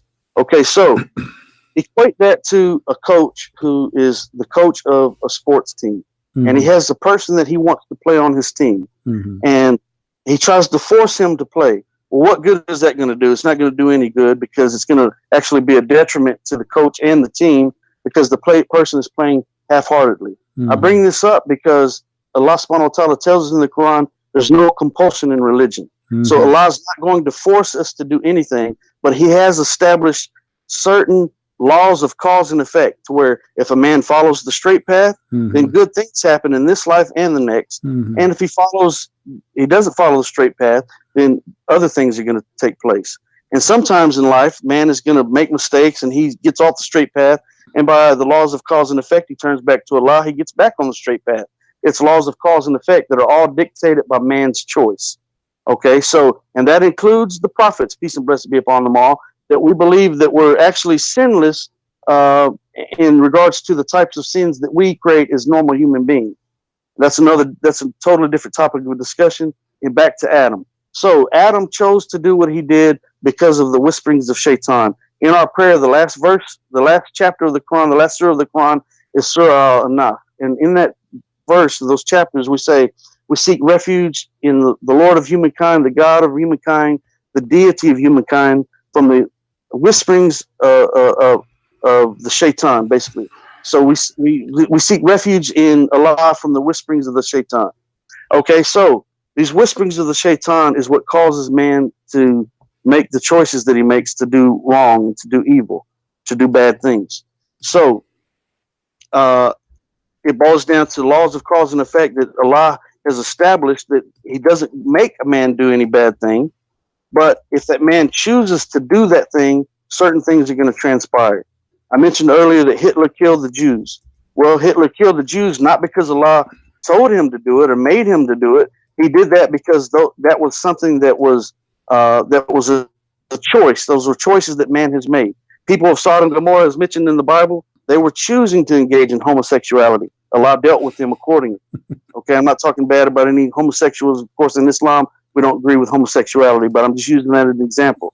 Anytime, so that the Pharaoh and the Romans chasing the children of Israel, they chose to chase the children of Israel, and they drowned because of it.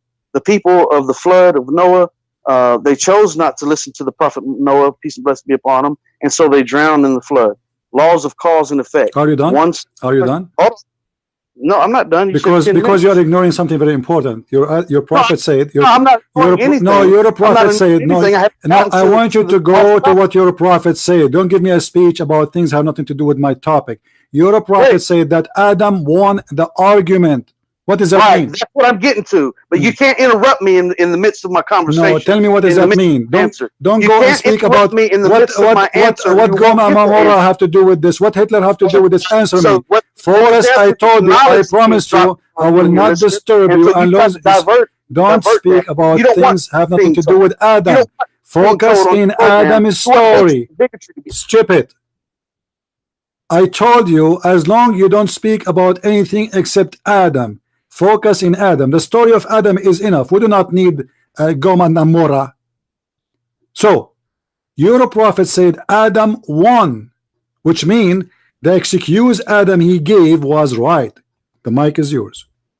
What I'm telling you, I'm going to answer your question about Adam if you give me time to speak. Don't answer my question about Adam. I want you to shut up your prophet, because he is the one who said Adam is right. The mic is yours. Well, answer the way you want me to answer. You're not going to understand. I need to be able to break it. I don't care if I understand or not, because I will not understand a Muslim. Muslims are crazy people. Your prophet said Adam, he won the argument. How he won the argument if Adam was wrong? The mic is yours. Okay, let's see what the Quran says. It says, for those who disbelieve, it matters not whether you warn them or will not warn them. They will not believe. Allah said over their hearts. Let me tell you how stupid this phrase is, because this phrase Muhammad he said to the unbelievers, and later they converted to Islam. That means Muhammad was a stupid fool when he said that. As an example, all those who they are Muslims in the time of Muhammad, they used to be not Muslims before when he said that verse. So that verse was a false prophecy that they will never believe. Now answer, how Adam is right when he just said, do you blame me for what Allah he decreed for me 40 years before my creation? He did not say for what Shaitan decreed for me. He said what Allah decreed for me. Your mic. Right, through the laws of cause and effect. Those of cause and effect. Allah allowed Shaitan when he was cast out of paradise, he told Allah, he said, because you've sent me astray, I will lie in wait for man on your straight path. Okay, hold on. Did you say that Allah he said? Did you say that Allah he led Shaitan astray? That's what the Quran says. Okay. Because he sent them astray. So Allah, okay. Cast them out. So because he cast them out of paradise. Okay. No. The Shaitan. You said the Shaitan. You said the Shaitan. He was deceived by Allah. No, he was cast out of paradise because he set him astray. Okay, let me ask you, what is verse? What is the verse? He's cast him away. What is the verse you are reading from? That it's Allah. Surah Al-Baqarah. What Surah Al-Baqarah? Look it up. What? No, it says because you have cast me out, because you sent me astray, because you set me away. What verse? Sent me out of. What verse? What verse? Because you threw me down. What verse? However you want to term it, it's the same. What verse? What verse? I want to show everybody in the screen. What verse you are quoting for me? What verse? Because you kicked me out of paradise. What verse? What verse? Hey, Google, man. Look, Google, because you sent me astray. Don't tell me Google. You claim that you are an imam in the mosque. Either you are a liar or you do not know what you are talking about. You heard this from somebody. So what verse, where in the Quran it says that? You know what? you're a real character, man. Why you don't give me the verse? You are an imam. You claim to be an imam in the mosque, but you do not know where you can find the verse. You just quoted for me. I know the verse by heart. Okay, brother. So where? I know the verse. So where? What verse? What verse? You know what by? Okay, say it to me. Say it to me by heart. Here we go. I'm listening. It says, "Because you have cast me out, I will lie in wait for man on your straight path, and I will attack from before them and from behind them. And you will not find most of them thankful. You will not find most of them to be dutiful to you." Okay. What this means is, okay, hold on. What it means, the verse you read for me is wrong. It doesn't say that. Oh my goodness gracious! Yeah, okay. It actually does. Okay, say that. Okay, give me the verse number so we can love. Brother, look it up on Google. Don't tell me, brother. I'm not your brother. You're a Muslim. Your brother in humanity. You can be rude and insulting if you'd like. Well, Quran says that we Christians are animals. So why you are a brother in humanity right now in the debate? Actually, the Quran says that you will find those who have most love for you. Abrogated. Muhammad, he said, kill them all. He said, kill all those who oppress. Oppress anyone. The Christians in Mecca never oppress anyone. The Christians. He says, fight those who fight you. No, he says, yeah, those who don't reject Islam, fight them. Fight those who fight you. Who fought Muhammad? Muhammad, he sent a letter to the Caesar of the Romans saying, convert or else. There you go again. Changing the subject. Now let us go back to the topic. Let's go to the topic. Abdul. Let us make it simple, you idiot. The verse is so clear in the front of my eyes. Your prophet said that Adam said, do you blame me for what Allah decree for me? You said Shaitan decree. But here he did not say Shaitan is the one who made me do that. He said it is Allah. Do you know what Allah mean? By the laws of cause and effect. What laws of cause and effect? You idiot. He said, do you blame me for Allah? He didn't say Shaitan. Brother, who is the one who caused? Who is the one here in the story? Who is the one who caused Adam? Okay, let me show everybody how funny you are. Listen, if you are a Muslim, when you go to heaven, you will go to heaven because of what? Because what Allah decree for you, or because of your deeds? Repeat the question. You as a Muslim, when you go to heaven, you will go to heaven because of your deeds as a Muslim, or because what Allah decree for you? I will go to heaven based on the mercy and the grace of Allah subhanahu wa ta'ala. This is not the question. That's my answer to you. No, question. It's not the question. So are you saying the Quran lying? Because the Quran says those who do good deeds. The Quran says those who good deeds, they will have heaven. Those who say okay, so based on the Quran, it says those who do good deeds and do righteousness, they will go to heaven. So people do good deeds all the time. Okay, but that's not the only criteria. The question is okay. So the question is okay. Why somebody will go to hell? Explain to me. Let me rephrase the question. Why somebody will go to hell? Now you're changing. No, I'm not changing the topic. I'm not changing the topic. I'm getting you busted. I am getting you busted. You are today. You are my joker. You are. Don't try to run. Why we go to hell? Why a Muslim might go to hell according to your knowledge?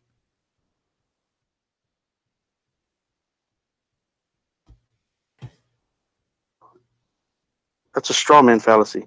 Why a Muslim might go to hell according to your knowledge? Give me an answer, please. A Muslim won't go to hell. A Muslim is one who submits. Are you sure? A Muslim, now there could be one that calls himself a Muslim, but unless he's of the mu'min, which is the true let us believer, make it more simple. Why a human being? Why a human being? Okay, a human being, he go to hell because of his sin, of his own chosen sin, self-willing sin he choose to do, or because of something Allah he decree for him? Because of the laws of cause and effect. So you keep repeating the law of cause and effect. What is that? Is that physics? I'm asking you a specific question. Be clear. Speak as an adult. Speak as an adult. Okay. Why I will go to hell? Give me a reason. Don't give me the make it simple, my friend. Is it the sin? Is it the sin of a human being take him to hell according to Islam? Is it the sin you do? Abdul, potato is the sin you do by your choice willingly is the reason for you to go to hell according to Islam. Yes or no? Of course. Why would it not be? Okay, guys, I want you to be my witness. Hold on. And you deviate from the path, then by the laws of cause and effect that Allah or God our Creator has set in place, if you make the wrong you are cutting. Say again. Say again. We lost you. Hold on. We lost you. Your voice is cutting. Start from the beginning. What is the reason to go to hell? You said, of course. What? Start again. Hello? Quran says, send yourself. Yes, can you hear me? Your voice was gone. So you said to me, of course. Well, does that mean you agree that we go to hell because the sin we do willingly? Hello? Allah, Quran, listen to me. Listen. Allah says in the Quran, their own hand. So if man chooses to do wrong. Your voice is cutting. I hear nothing. We hear nothing. If you have any applications in your phone, I think you're opening websites, Muslim website, to give me answers to help you. We hear nothing. Let me tell you something. I don't need a Muslim website to give me an answer. Make it simple. Is the sin we do willingly is the reason to go to hell? I already heard the question. You don't have to keep repeating the question. I already heard the question. I want the answer, please. Go ahead. Okay, the answer is real simple. Okay, if you're on a path, you're following a map, and you're supposed to turn right, and you don't turn right, then you're going to be making a mistake. Okay, and what is that mistake going to do? It's going to send you into a bad situation. So the Quran says, "Do not cast yourself into destruction by your own hand," meaning do not cause yourself to fall into sin. Don't allow yourself to be manipulated by the shaitan to fall into sin. Do not do things that are in the disobedience of Allah, or you do invoke pain and punishment upon yourself in this life and the hereafter.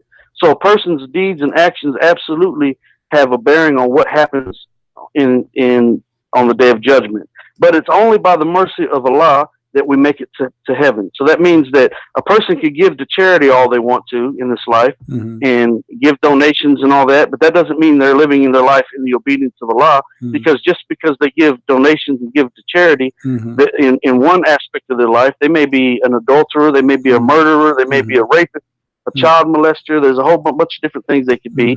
And so those few acts of kindness and charity are not going to be enough to do it. Okay. A person has to. What is my answer? What is my answer? You see, you're giving me a speech until now. I get no answer. I understand nothing from what you're saying. The answer is that you have to be of the mu'min, the true believers. Okay, so if you're a true believer and you live in the obedience of Allah, then you trust in His mercy. Let me make it simple. Let me make it simple. If somebody believes that a baby child, he's a Muslim, he's born of a Muslim family, is he going to go to hell or to heaven? Not automatically, he's not going to heaven. Automatically will go to heaven. Are you sure? No, I didn't say that. I said not automatically. He's not going to heaven automatically. Why he will not go to? Why he did not commit sin? Because he has to live his life in the obedience of Allah. So where he will go now? He's a child. He's a son of a Muslim man. You're saying that he died as an infant? Yes. If he died as an infant, then yeah, he's going to heaven. So there is no way anyone will believe in such a thing, because that will be stupid, right? I don't understand what your question is. You just say, are you saying if a newborn baby dies, where does it go? It goes to heaven. Who told you the newborn baby goes to heaven? Is that according to Islam? Is that according to Islam or according to you? That's common knowledge. That's common sense. So you are saying to me the common sense. So anyone who speaks something else, he will be stupid. How can a baby that has committed no sin be guilty? Your voice was cutting. Say again, please, Mujahid. I didn't hear you. How come a baby what? What I'm saying, a baby that has committed no sin is sinless. Therefore, the baby is going to heaven. That's common sense. So, but is that based on Islamic teaching, or you are just guessing? I can't find anything in the Quran or the Hadith that say that in specific, but I'm sure it's addressed somewhere. But if somebody if somebody believes that a baby infant he will go to hell, do you think he is making a kind of stupid argument? Why would a baby? I don't know. I'm asking you. One baby that died, an infant, go to hell?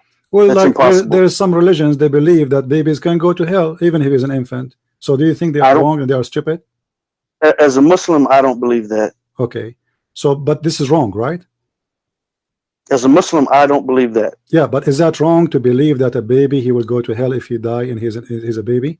He did not commit sin. People can believe anything they want to. I'm telling you what I believe, and I don't believe that's to be the truth. Yes. So, this is not the truth. This is false. Anyone believe? I don't believe as I'm speaking for me.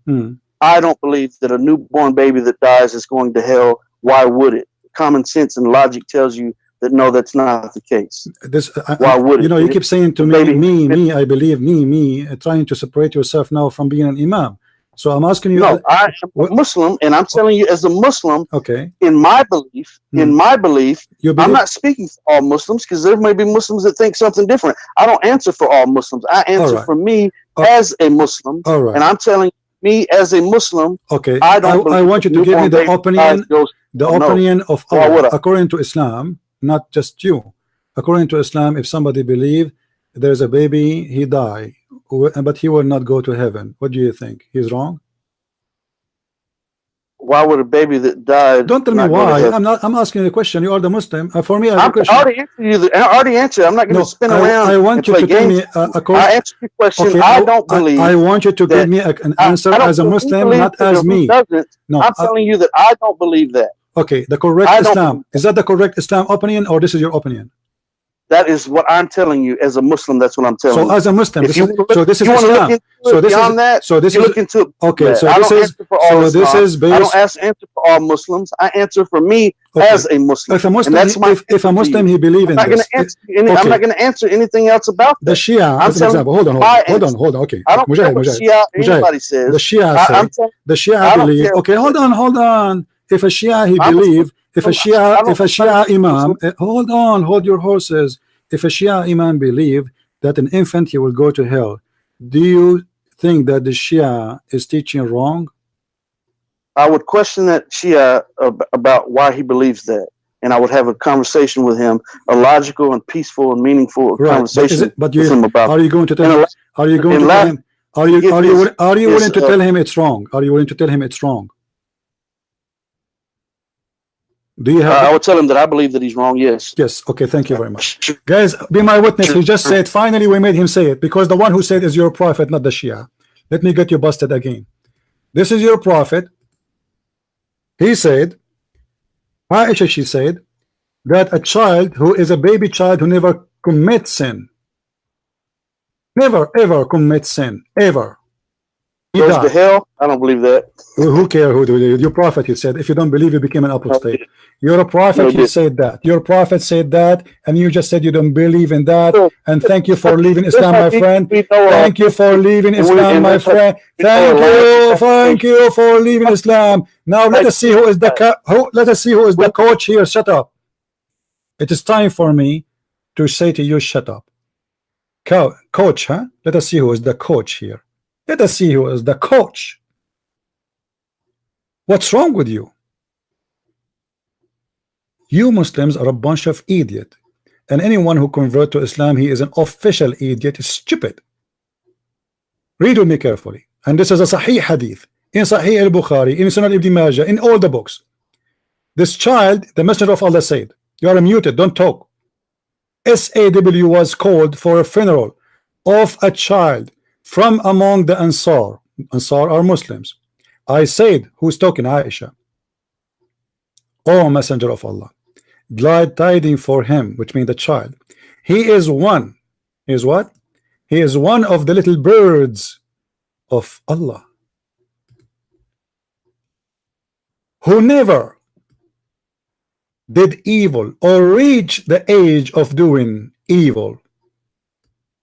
He said,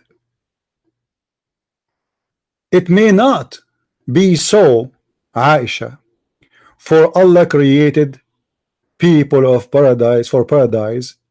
He created them for it when they were still in the father backbone. And he created people for hell. He created them for it, which means while they are still in their father loins or their backbone. So here your prophet said that Aisha, she is not saying an accurate statement. This child not necessarily will go to heaven, even though he confirmed that this child did not commit sin ever, because Allah, he decreed his destination before he created him, if you will go to heaven or hell. So sin, you idiot, have nothing to do with you going to heaven or hell. This is a child who never commits sin, yet Muhammad confirming that he might not go to heaven. Why? Because Allah, he decided who will go to heaven before he created him, regardless of sin he will do. So all what you told me about the coach and the game and all the stupid thing, it was a joke. This is a child from a Muslim father, not a Christian father, not a Jewish father. He commit no sin. He reached no age of sin, but yet he might go to hell. And you are the one who agreed that this is a stupid statement to say. So why you say your prophet, he is making a stupid statement? Your mic. Well, what we do know is that there's some hadith that are authentic. This is authentic. Don't play the game. It's authentic. Okay. Absolutely not authentic. Okay. We also know. Okay, hold on. Let me get you busted. Let me get you busted. Let me shut up. Let me get you busted, guys. Does it say Sahih? Does it say there Sahih in the front of your eyes? Do you see in the screen? It says Sahih.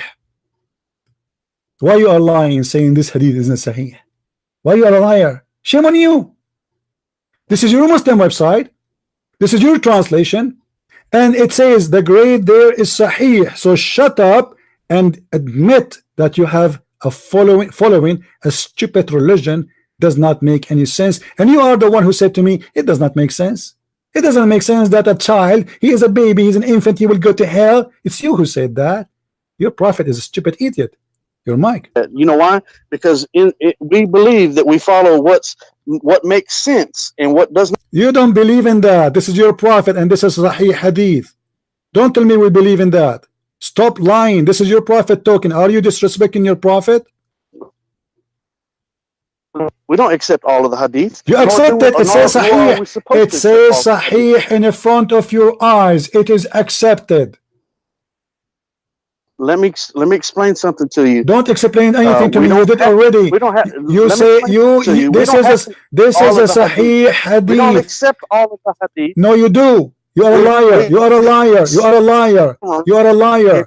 You are a liar. Because you just said to me it is not Sahih, which means if it is graded as Sahih, then you accept it. And this is the grade given to the hadith by Muslims, not by me. You are a liar.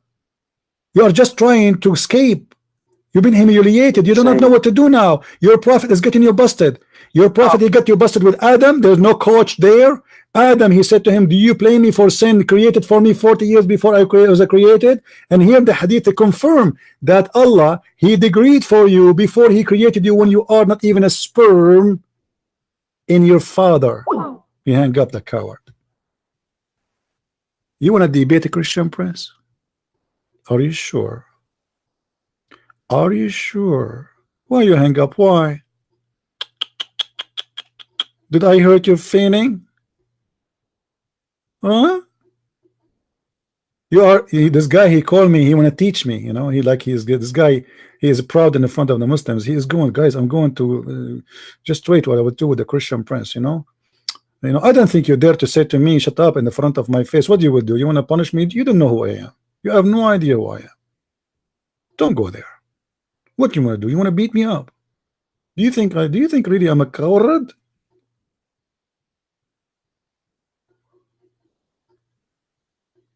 You see, guys, we don't debate Muslims. You have to trap them because they are not people of honesty. What coach in football? Cause of logic, what cause and effect? What the laws of cause and effect? What is that? What cause and effect? This is a child, baby, bambino. He's a bambino. This bambino did not do any bambino sin. He did not kiss women. He did not look at women. He is a bambino. Yes, bambino Mujahid. What do you want to say to us? Hello. Let me explain something to you. Now Don't explain to me why you are lying, saying this hadith is weak. Why you are saying this hadith is weak? You don't even know what the hadith. Let me talk. Why you said it is, you was breaking up. Why you think that I was running? You're okay, no problem. Let us see if you are running or not. Why you said okay, listen. If this hadith is approved by all Muslim scholars, I already know what you're going to ask. Is this hadith approved by all Muslim scholars? Yes or no? Is this hadith approved by all Muslim scholars? Yes or no? I can't answer that question because I'm not all Muslim scholars. You are. So what are you? What are you? You are Abdul. What are you? What are you? What are you? So what are you? So your knowledge is given to me. Your knowledge is given to me as a Abdul only. You do not know what you are talking about. Is that why? This is why you are doing poo-poo? This is why you are making stupid statement? Okay, how you are not a scholar, but yet you made a judgment that this hadith is weak. What I'm telling you is that I don't answer for all Muslim scholars. It doesn't matter. For me. Who is you? Who are you? Who are you? Who are you? You are no one. This is a hadith exists in Sahih Muslim. Exists in quite a while. Listen, apparently I'm someone. You talking to yourself? This is to me. This is a hadith. This is a hadith exists in all Islamic resource approved by all Muslims. Are you one of the Muslims? Are you one of the Muslims or not? Running from is what I am. Are you one of? I'm a person that you keep running from. I'm a person that you won't engage in a live controlled debate with a moderator where you can have a period of time to talk. And I love it this way. What moderator? Because then you will speak for 10 minutes, you will say nothing. Muslims don't say anything. You will go, I have to get you busted. I have to trap you. I made you say things in order to get you busted. If I show you the hadith, listen, if I show you the hadith from the beginning, you will not say what you said. You will not say it does not make sense. This is the truth. If I show you from the beginning this hadith that your prophet said that, shut up. If I show you from the beginning that your prophet said, if I rephrase my question, I say, your prophet, he said that there's a child, he died, and he told Aisha, not necessarily he will go to heaven, then your answer will change. But now because you are in the corner and already you said to us that you know, this is doesn't make sense, this is stupid, man. He is a child, he did not commit sin, and he, you know, why he will go to hell. This is what you said. That is the common sense, that is the logical, that is justice. That is justice. Why a child, he will not go to heaven if he never commits sin? That's mean everything in Islam is a false and fictions. It's not a sin you do. It is something Allah he decree for you before you are created. You commit sin, you don't commit sin, it doesn't make any difference. As simple as that. Yes, Mr. Mujahid, what do you want to say? Why this child will go to hell? Hello. I didn't say the child will go. Your prophet says so. Your prophet, who cares what you say? You told me already he will not. You're a prophet. He got you busted. He said no, he will go. No, he didn't get me busted. No, you didn't do anything. What I did is catch you. I caught you robbing a bank earlier. And where area?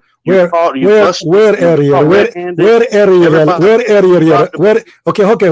You cut me robbing a bank area. Where area? What area? Where? I know, but you know, right over there. Where? No, you cut me robbing a bank area. Where? What area? Give me. When? Which topic? You cut me robbing the bank area? Huh? The IBC Bank in Los Angeles, California. There it was. So are you making now? Are you? No, what I'm telling you is that you're guilty and you're busted, and that's all there is to it. Really? You see how illogical? Do you think really after all what happened to you, Abdul? Listen, Potato. Are you serious that after what we got you busted with, I am the one is busted? Are you sure? Yeah, you. But your prophet agree with me, not with you. Your prophet agree with me about you robbing the bank. Your prophet agree. Just shut up. You know, just go. You are just a kid. You are angry now. Robbing a bank. You are a faithful Muslim. You are the one who rob banks, and you are the one who rob houses, and you are the one who kidnap people from their houses. ISIS are your family. And your prophet himself was a thief. Do you want me to show you? The fifth from every attack is for the prophet. The best of the booty is for the prophet. He make verses about them. You are the one who rob banks. Go to Europe and see the Muslims. They are the scam of Europe. Credit card scam, passport, stolen passports. If you want to buy a stolen phone, go to the Muslims. If you want to buy stolen software, go to the Muslims. Go and check it out. If I'm lying, go and check it out. If you want to buy drugs, go to the Muslims. I cut you red-handed, my friend. This is how stupid. What reference this hadith is? There's many hadith about this, my friend. This one is Sunan Ibn Majah, and this hadith number, number 1, book number 1, hadith number 82. Let me post the link for you guys on YouTube.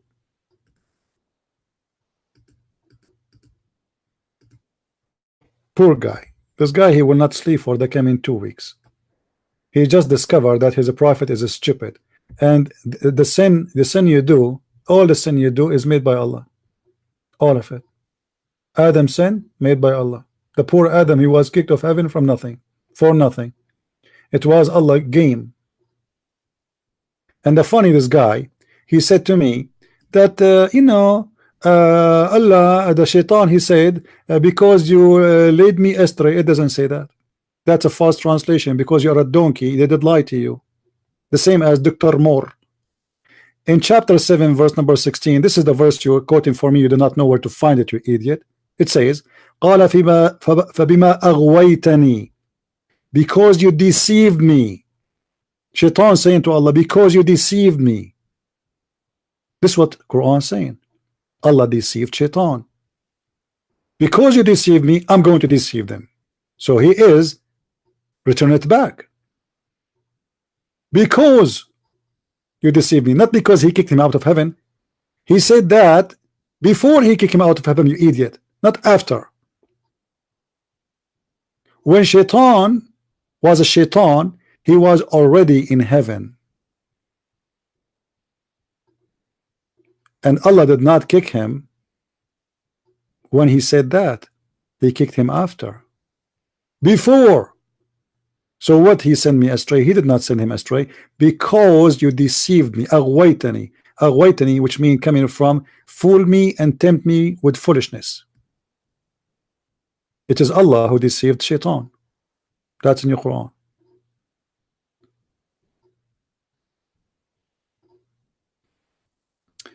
You know, when you see those who claim to be a Muslim convert, as he claimed, and this is true or not, I right away I see somebody, he is high with stupidity, and this guy, he will leave Islam. Just wait, guys. Read with me.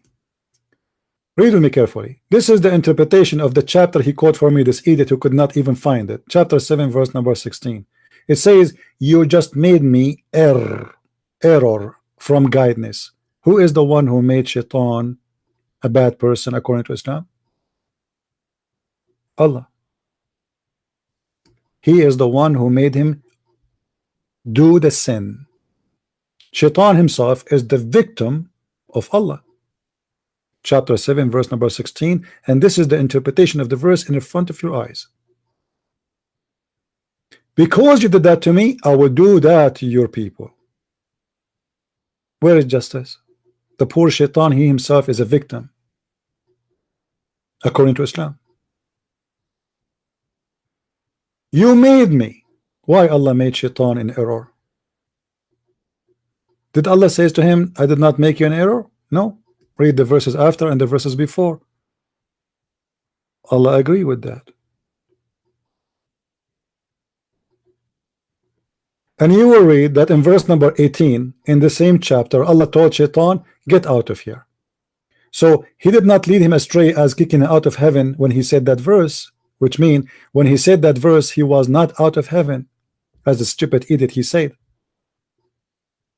Because in verse number 18, Allah said to him, well, get out of here, which again, a stupid mistake in the Quran, because in verse 18 he says to him, get out of here, and then in verse number 19 Allah told Adam and Eve, live in the heaven, enjoy the heaven, don't eat from the tree. And then in verse number 20 Shaitan, he come to them, but Shaitan already is out of heaven, as it's reported in verse number 18. This is what happened when you get a holy potato. Yes, Abdul, what do you want to say? Hello, can you hear me? Yes, I hear you. What do you think about chapter 7 verse number 16, the verse you quote for me? Shaitan saying that Allah caused me to do error, sin. Oh man, what do you say? What do you mean by your question? In what context? What do you mean? The hadith in the verse in the front of us, it says, قَالَ فَبِمَا أَغْوَيْتَنِي, because you deceived me, you fooled me, you lied to me. This is the interpretation by Ibn Abbas, the cousin of your prophet. Read with me carefully. It says, just as you made me err from guidance. Who is the one who made Shaitan err from guidance? Allah. How Allah did that to Shaitan? Well, let's think about this logically, okay? So it's a known fact, okay, that there are people who propagate lies and deceptions, okay? And so, and sometimes in the propagation of these lies and deceptions, they misconstrue things, they reword things, they present things in a manner in which it's not the true way in which it should be presented. I am amazed. So, I'm amazed. Until now, you did not use the word couch. I mean, what does this have to do? Answer me. It says there that you made me commit sin. Shaitan saying to Allah, and Allah didn't say no to him. I did not do that. He agreed. And Allah is the one who reported this. Because you sent me out of paradise. It doesn't say that. It doesn't say that. Can you show me where it says you sent me out of paradise? You know what? If you can show me that, I'm going to close my broadcast right now, and I will promise you. You better close it because I'm the one to shut you down. Okay, show me. Show me then. You are a liar. Go ahead and close it. It is in the. It is in the screen. Potato. It is in the screen. I got you busted. This is Tafsir Ibn Abbas, the cousin of the Prophet, and you are a liar. Can you get me busted? The mic is yours. Can you? I don't hear you. I think this guy, he is stealing his Wi-Fi from his neighbor. That's what they do, the Muslims. That's why he have a very bad internet. How somebody live in Houston, he have the most horrible internet like this? Obviously, he is using a free one. I don't hear you, Abdul. I don't hear you. Hello?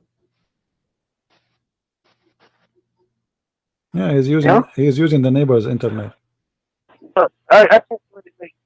I can't do anything about the internet connection. No problem. Do you see the interpretation of the verse, my friend? Do you see the interpretation of the verse? It's in the front of you on the screen. Oh, what I'm going to tell you is it's best for you to go ahead and shut things down. Don't tell me. No, I'm not going to shut down. I shut Islam down. Tens of thousands of Muslims left Islam because of me. Tens of thousands, and you will leave Islam because of me. And this is why you are running away. Now answer. Does it say there that you made me commit sin and you led me into error? Yes or no? Why you lie to me? It says, what chapter and verse are you talking about? I'm not even. This is the verse you quote for me. It's you who quote the verse for me. You forgot. It's you who quote this verse for me. I was quoting from Surah Baqarah. Where are you quoting from? What Baqarah? Okay, what Baqarah? Tell me. This is chapter 7, verse number 16. Are you saying to me that let me tell you something. I haven't been to chapter 7. I was in Surah Baqarah. Okay. So in chapter 7 is telling us the story of Adam. So we are still in the topic. Shaitan told Allah before he kicked him out of heaven. Listen. Before he kicked him out of heaven, he told him, "You are the one who caused me to commit sin." What do you say about that? What verse are you talking about? I told you. What's wrong with you? Are you deaf? Chapter 7, verse number 16. No, but do you hear me every time the internet breaks up? Are you deaf when I told you. I told you. You know what I would do? I would if we were in person. Yeah. I would demand that you respect me. Okay? I don't respect you. I don't respect you. I don't respect anyone who believes. I don't respect. I don't respect anyone who believes that he can beat his wife because he's a man. And you are a Muslim. I don't believe in that. Quran teach that. Quran teach that. Don't lie. I don't believe that. That's a lie and the deception from Shaitan himself. Okay, read for me then. Chapter 4, verse number 34. You are a liar. You are a liar. You are a liar. Okay, let me show everybody then. I am a liar, right? See what you're doing. You're going to every single verse that you possibly can think of in order to divert. So you don't want to talk about this one. You just said I am lying. You liar. I want to show everybody who is lying. You don't want to talk. You don't want to talk about the one in chapter 7. We want to show everybody. Your tactics. This is one of your tactics. You're see-through. You're transparent. Listen, Abdul. You say this is a lie, and this is from Shaitan. Do you want to talk about Adam, or do you want to talk about sperm? Do you want to talk about Shaitan? We will talk about everything. I am here to get you. I am here to get you busted. I am here to get you busted. Guys, look with me. This is chapter 4, verse number 34. And this guy, he said, I am lying. This is the translation of the Abdul, not my translation. I have nothing to do with it. As you see, this is search.com, which is what about chapter 7? What about chapter 7? We will go back. We will go back. Let me get you busted. You said it's a lie. You said it's a lie, son of a muta. Listen carefully. Let me spank you and change your diaper because you smell so bad as a bambino. Listen carefully. It says, men are charged of women because Allah has made one of them equal of others to others. So the men are equal of the women. And because they spend money or spend their property on them. Who? The women. So because you spend money in the women, she's like a whore. So good women are obedient, guardian in secret that which Allah has guarded. As for those whom you fear rebellion, admonish them and punish them, and to beds apart and scourge them. Why you did lie and you said there's no such a thing in the Quran, and you accuse me of lying? The mic is yours. Accusing you of being answer. Why you said it does not exist in the Quran? You liar. Why you said it's not? I didn't say that it didn't exist in the Quran. I'm saying that your understanding of what it's saying it says scourge them. It says scourge them. What does scourge them mean? You're unable to comprehend what is being said. And you are able to comprehend, correct? What is a miswak? Do you know what a miswak is? No, I do not know. What is the miswak? Right, you don't know what a miswak is. No, I don't. I never heard of it. What is that? It says strike them with a toothpick. Ooh. How much damage is a toothpick gonna prevent to someone? So a miswak. Okay, well, you know what that is? You beat your wife with a toothbrush, my friend. Yes, let me show you how stupid you are. Let me show you how stupid you are. The miswak, you donkey, is along roots of a tree. It is not the little tiny thing they sell you today. In the time of Muhammad, it was a cheap. People, they get it from the ground. It's a flexible roots, very harmful. They beat the camel with it, you idiot. This is what the miswak is. What miswak? You see how stupid you are? Do you want me to show you the picture of the miswak? Are you stupid? Do you think it's really that little tiny piece of thing? So you will teach your wife to how to behave by beating her by something in the size of 1 inch? Are you tickling her or you are beating her? Supposedly the verse is saying to teach them how to behave, not to tickle them. So who is the stupid here, Mr. Miswak? Now, do you want me to show you the size of the miswak or the tree of the miswak? Your mic. Give in and answer you. Do you want me to show you? Do you want me to show you the size of the miswak? Do you want me? Let me submit and let me answer you. Okay. How big the miswak? How big the miswak? You said a small, tiny thing. Let me answer you. Okay. You didn't even know what a miswak was. Okay. But let me answer you. Let me answer you. Okay. Okay. It also says to invoke no pain on them, to leave no marks whatsoever on them. How do you put your hands on someone and not harm them, not cause pain, and not leave any mark. There is a book made by scholars about. Let me get you busted. Let me get you busted. Let me show you how stupid you are. Everybody will laugh in a second, guys. You should not leave a mark. Did you hear him saying that? I want you to confirm that. I want you to confirm. I want you to confirm that if you beat your wife, you should not leave a mark. Is that correct? You've lost. I've studied the tafsir in Michigan University over that very surah right there. Which tafsir? Which tafsir? Which tafsir? Give me the name of the book. I will show it in the screen, and we will laugh together. Which tafsir? So I studied the tafsir in Michigan University. Shut up. What do you mean I studied tafsir in Michigan University? Give me the name of the tafsir, you idiot. What the whole tafsir of Surah An-Nisa. Yeah, what tafsir? Tafsir of who? Tafsir of who? Ibn Kathir, Al-Qurtubi, Al-Tabari, who? All of them. Okay. You understand that? All of them. Okay, shut up. Let me show the tafsir then. Here we go. All of them, guys. Did he say all of them? Did he say all of them? All right. Be happy. Here we go. I muted you. Don't talk. I will put it in the screen.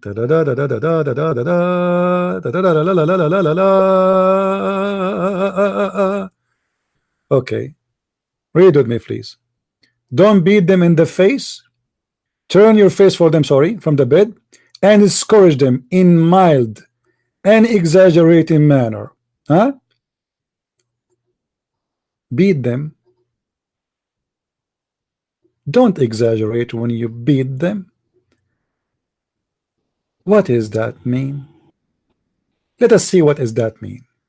Oh, hold on. Before I go and see what does that mean, let me get him busted more. Mujahid. Mujahid. Nobody can hear you. Don't talk. Hold on. Mujahid. Okay, let me ask you. If a man come to the Prophet and said to him, Abdul, listen, you are muted now because you keep talking. You do not hear me. I muted you. Don't talk. Are you there? Don't talk. Let me get you busted, Abdul. Let me get you busted. This is what I do here. I get Abdul busted. I don't know how many times. I don't know, like you guys, I think every inch of your body now have a needle already. Listen carefully. If a man come to you and he did beat his wife until her skin became a green, you will take the side of who? Where he go? He hang up. Let me call him back. I assure you he is using a free internet of the neighbors. He's unavailable. He's unavailable. Just wait. I will wait for him to call, and then I will get him busted again and again and again. It's like gambling. Gambling? Those people, the more they lose, the more they play.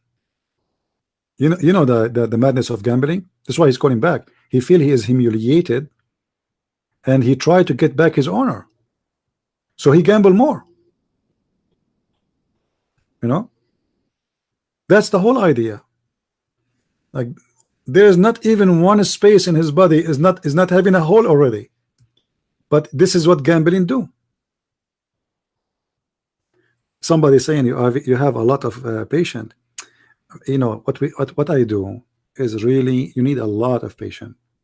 Trust me, if you are in my place, you will go crazy from long time ago, because you know that this is what it's mean, etc. But you have to treat them like a bunch of kids, for they are liars. Now maybe this guy is just an idiot who do not know what he's talking about, and obviously he is an idiot like the rest. But still, you have to trap them. You have to make them give the answer before you give the question, and that is hard. How you can make him say something so he cannot take it back. Do you see what I do? If you say to them right away something, they will play around. So you have to make it's like a game, and you have to be very smart.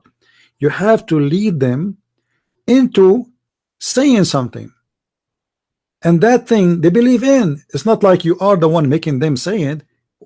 Okay, what you believe, but don't tell them yet what you are going to ask for. Tell me what you believe about, etc. And then he will talk and he will do poo-poo. If you give him the question before the answer will change. This is how the Muslims are. They are not honest. They play games, and they knew they are followers of the devil.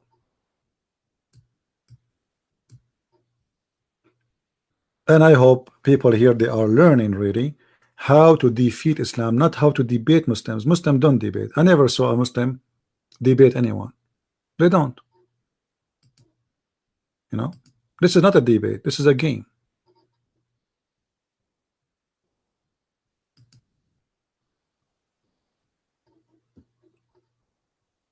Call me back, Mujahid. If your free internet is still working and your neighbor did not turn off his Wi-Fi, call me back.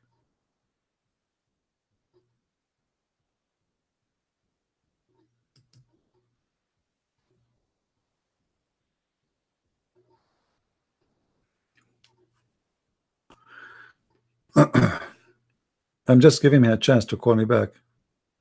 I hope his neighbor did not turn off the internet. Yeah, this is why his internet is weak. Like, do you think really somebody who live in Houston, his internet is that horrible? It's not. It doesn't make sense. You know, because if he's home, it's mean he have a Wi-Fi, and if he is not home, he have a phone plan in his phone.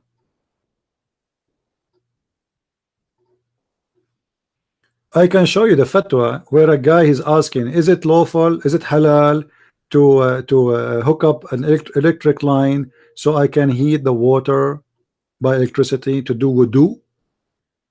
The sheikh, he said, it is not lawful for to steal, however, in this case it is halal.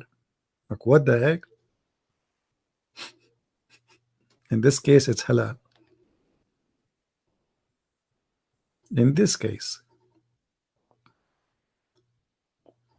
I hope he will call back now, man. We will be bored now. Man, I'm glad I did not live in an apartment, because if I live in an apartment, my neighbors will be bothered very much by the screaming, you know. Yeah, I did not need to open it. I know what is there. You know, he's a liar. You see, I keep saying to him, okay, read for me what Michael Moore said. Michael Moore said. He did not answer.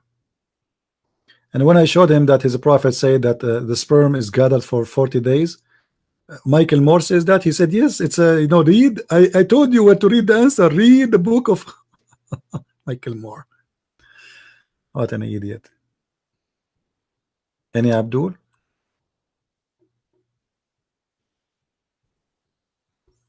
Do we have any Abdul here? Who is next?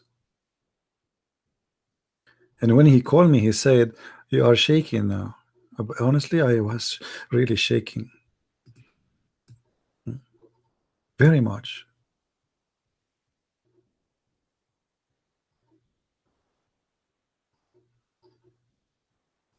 And he called himself Mujahid. You're right.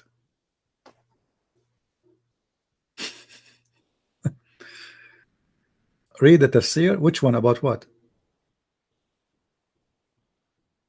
No, I don't want to read the tafsir. I want him to call first and get him busted. You see, he said, I studied all the tafsir.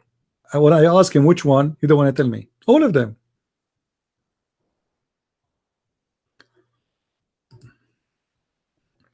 I will get him busted again from the mouth of his prophet. Doctor, no more. I don't know, actually. I need some water, but nobody here to serve me water. You see, I'm here sitting for this how many hours now, and I want to go to the kitchen actually and get some water. I'm really thirsty. Speaking all this time is not easy.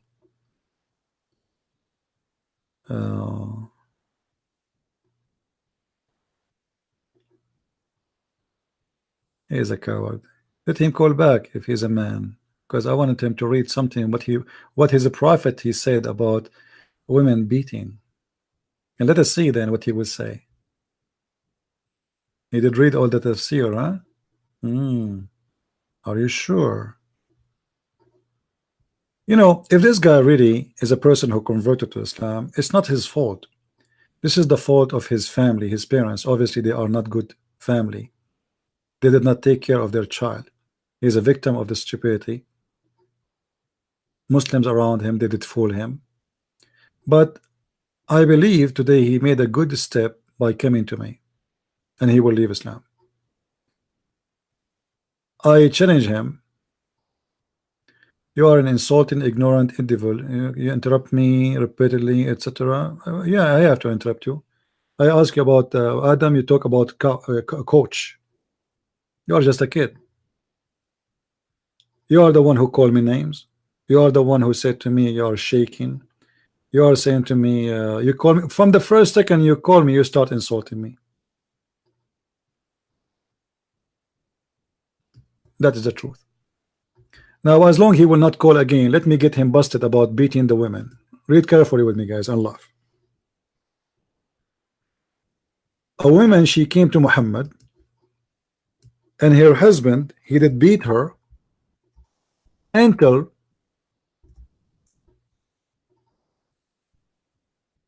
her skin became greener than her clothes. What? Her skin became greener than her clothes. Muhammad, he took, don't block him, Christian, by choice. Let Kenny Boomer please post. Let him post. Imagine, you know, put yourself in his shoes. This guy, he have bubbles everywhere now. Read carefully, guys. This is the prophet of the Abdul himself. This is not tafsir, and this is the reason for the verse to come down, to beat women. This woman was beaten by her husband until her skin became greener than her clothes. And look what Aisha, she said.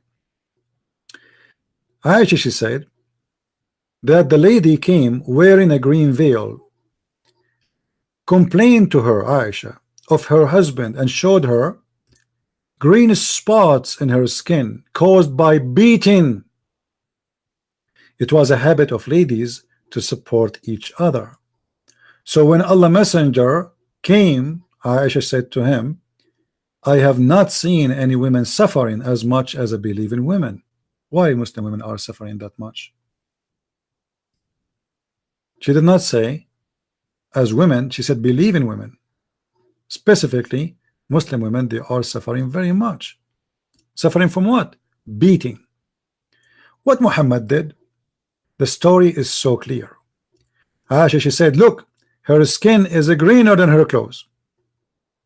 Her skin is what? Is greener than her clothes. Did Muhammad took the side of the women? No. Did he say to the man, why you did that? No. Did he say to him, shame on you? I will punish you for beating your wife? No. Instead, he supported the man. And the story is in front of us. When Abdul Rahman heard that his wife had gone to the Prophet, he came with his 2 sons from another wife. She said, by Allah, I have, he said, by Allah, oh sorry, she said, I have, by Allah, I have done no wrong to him, but he is impotent, which means his, you know, like Muhammad, he cannot do bam. And he is useless to me as this, like her dress, she held her dress. So this man, his penis is the same as a piece of fabric. The only way to move it is to turn the fan on. So obviously this man, she don't want him. And she held a piece of her garment. Abdul Rahman said, by Allah, O Allah Messenger, she had told a lie.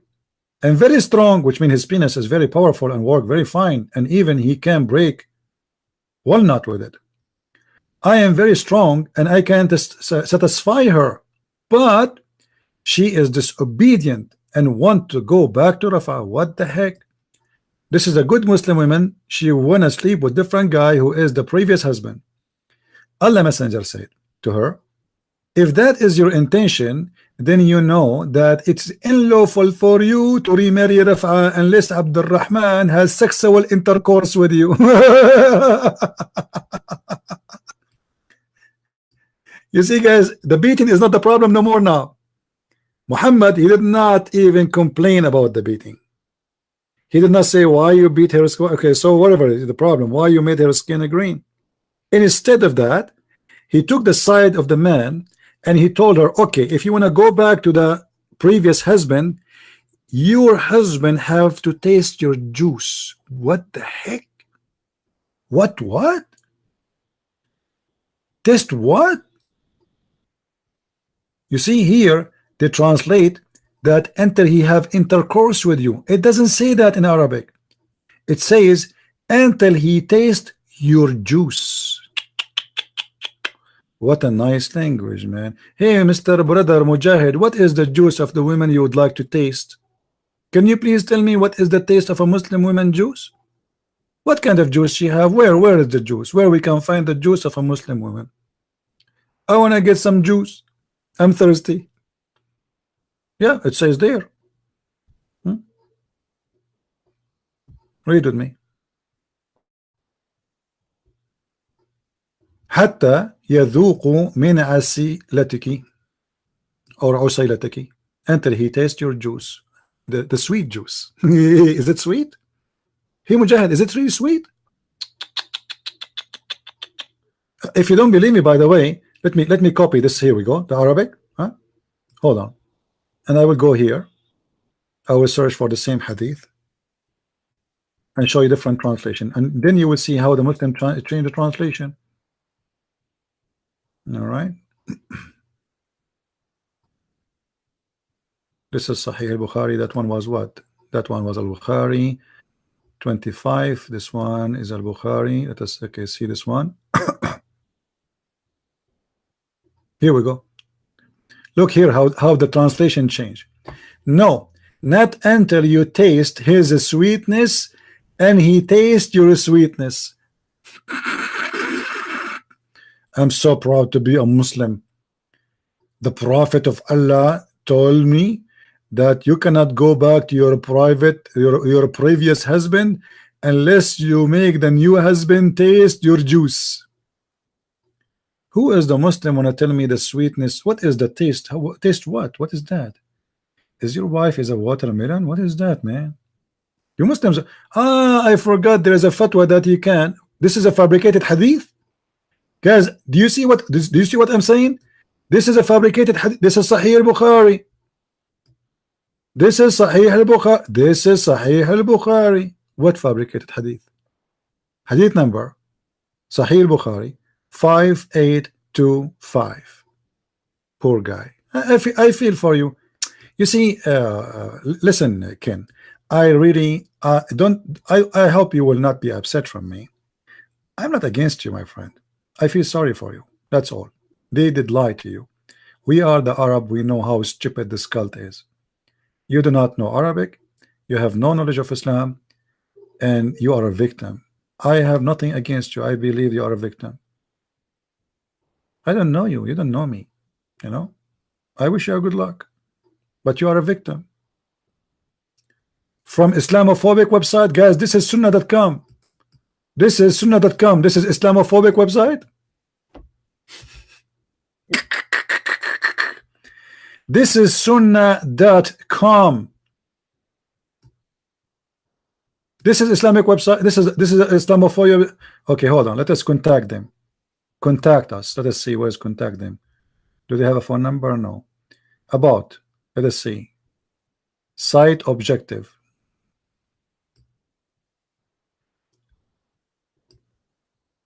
Our beloved Prophet Muhammad.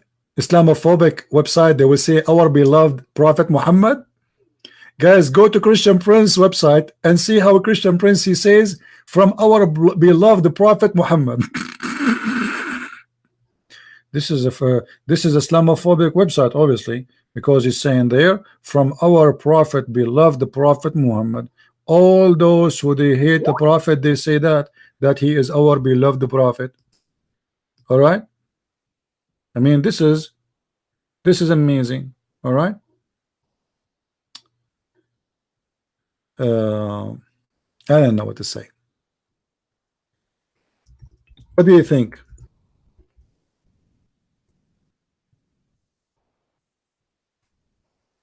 More. What do you think? Do you think still really this is a? And you know what? Why you don't search for the same hadith in your Islamic website? Forget about this website. Correct, guys? What do you think? We are showing the hadith number. Okay, this is Sahih al-Bukhari, hadith number 5825.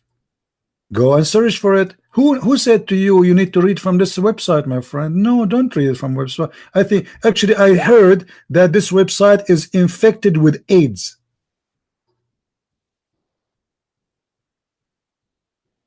I'm telling you, this website have AIDS, and some people they say it has diarrhea too. Even a smell. But still that will not change anything. We are giving you the hadith number. Correct, guys? We are giving you the hadith number. You can go right now and search in any, go buy the book, buy Sahih al-Bukhari. I agree with you. All Islamic books are fabricated and stupid. That's true. Yes, Mujahid, how are you? Hello? Yeah, I'm here. Can you? So, Mujahid, do you really believe that this is a fabricated website? Don't be honest. Are you gonna let me speak? Yeah, but I'm talking to you about what is in the text. Do you really believe what you say? What I want you to do is I want you to stop and let me speak. Okay. Okay. You like to okay. Yourself can you do me a favor? Can you do me a favor? I want to go to the kitchen to grab some water. Don't talk until I come back because I want to hear you. I'm using headphone. I will not hear you. Is that okay? Is that fine? Go ahead. You're gonna need some water. Go ahead. Yeah. I will need. By the way, in the Quran it says that we can drink whiskey and Black Label. Is that okay if I drink whiskey? No, it's not okay to drink whiskey. No, it's Do you not. want me to show you from the Quran that it's okay to drink whiskey? You're not going to show me from the Quran that it's okay to drink whiskey. Do you want to challenge me? Go get you some water. Do you want to challenge me? I forgot about the water. I want the whiskey now. Do you want to challenge me about that? Let me tell you something. No, don't you talk. Do you want to challenge me? Do you want to challenge me? We're not allowed to consume alcohol. Do you want to challenge me? Okay, challenge me. Okay, why you don't challenge me? Okay, why you don't challenge me, my friend? Challenge me. Let us make a challenge. What I'm going to tell you is you're not going to find anything in the Quran that says that it's okay to consume alcohol. Are you sure? Nothing of any kind. Are you sure? I'm absolutely certain about that. Okay, read with me this verse then. Go get yourself some water. No, I don't want to get whiskey now, because the Quran, I'm very nervous, man. I'm very nervous. I called the address. Okay, read for me. You said there's nowhere in the Quran. It says that alcohol is good for you to drink it.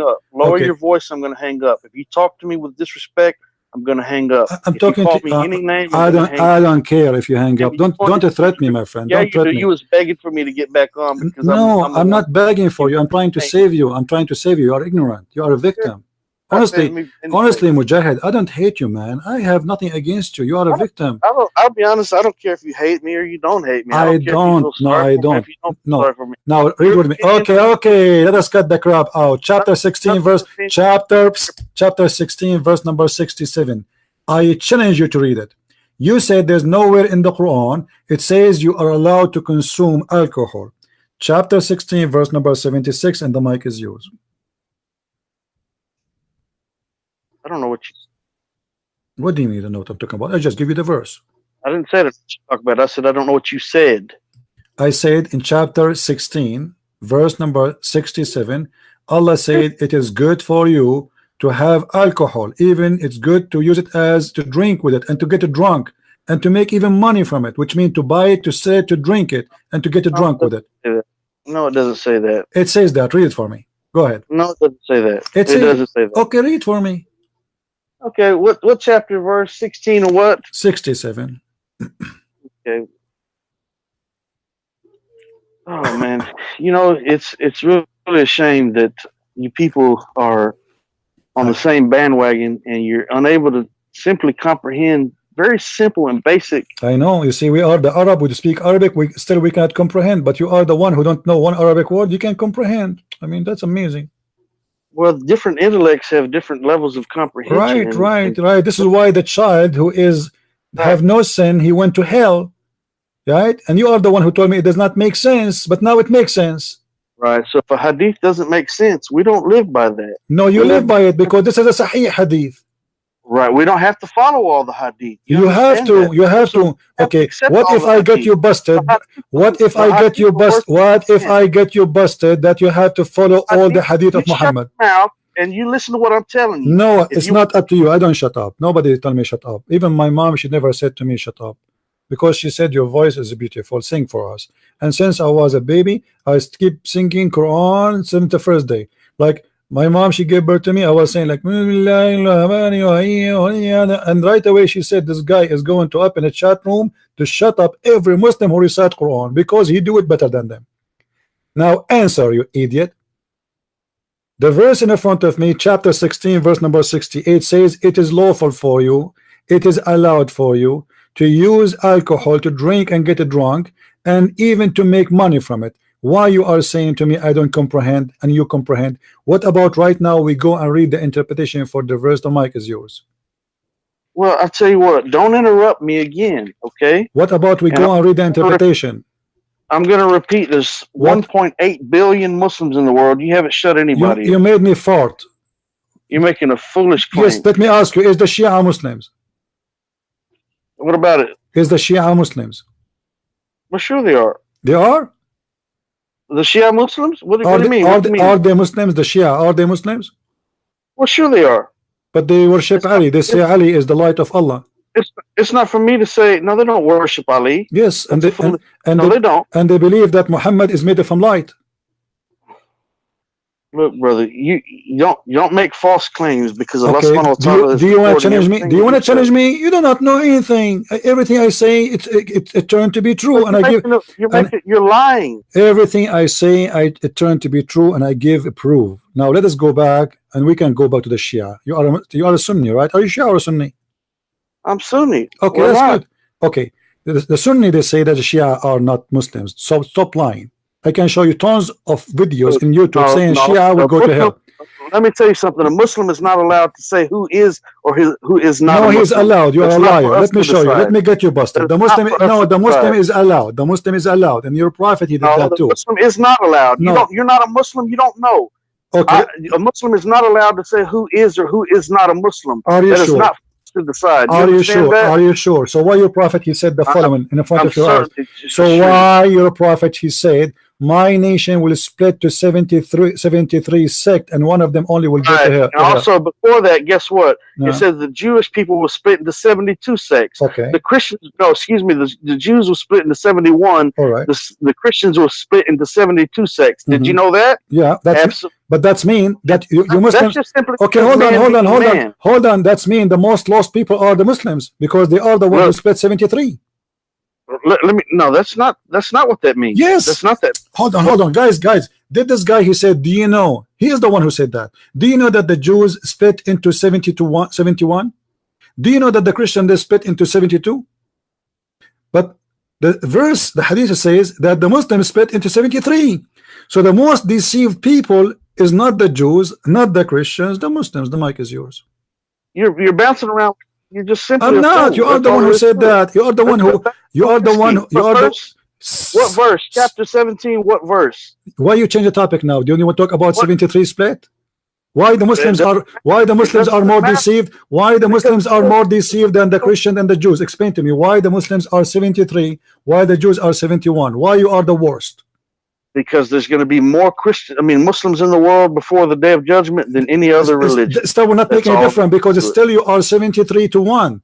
Doesn't make any difference. Who cares if they are 10 people who they are deceived or 20 or 1 billion?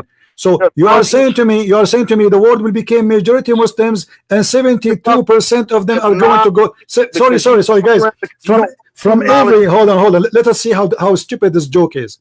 From every 73 Muslims, there's 72 will go to hell, 1 will go to heaven.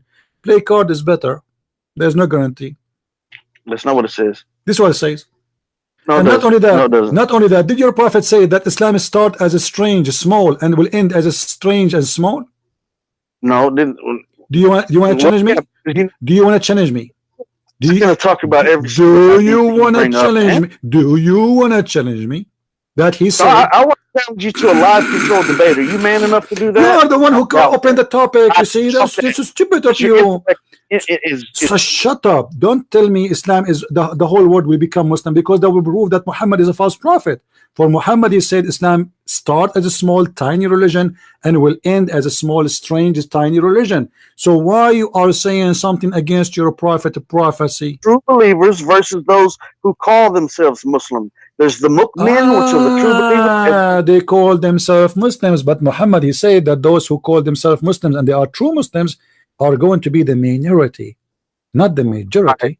True mu'min, the mu'minin and the mu'minah, the mu'min, absolutely, the mu'min, the true believers.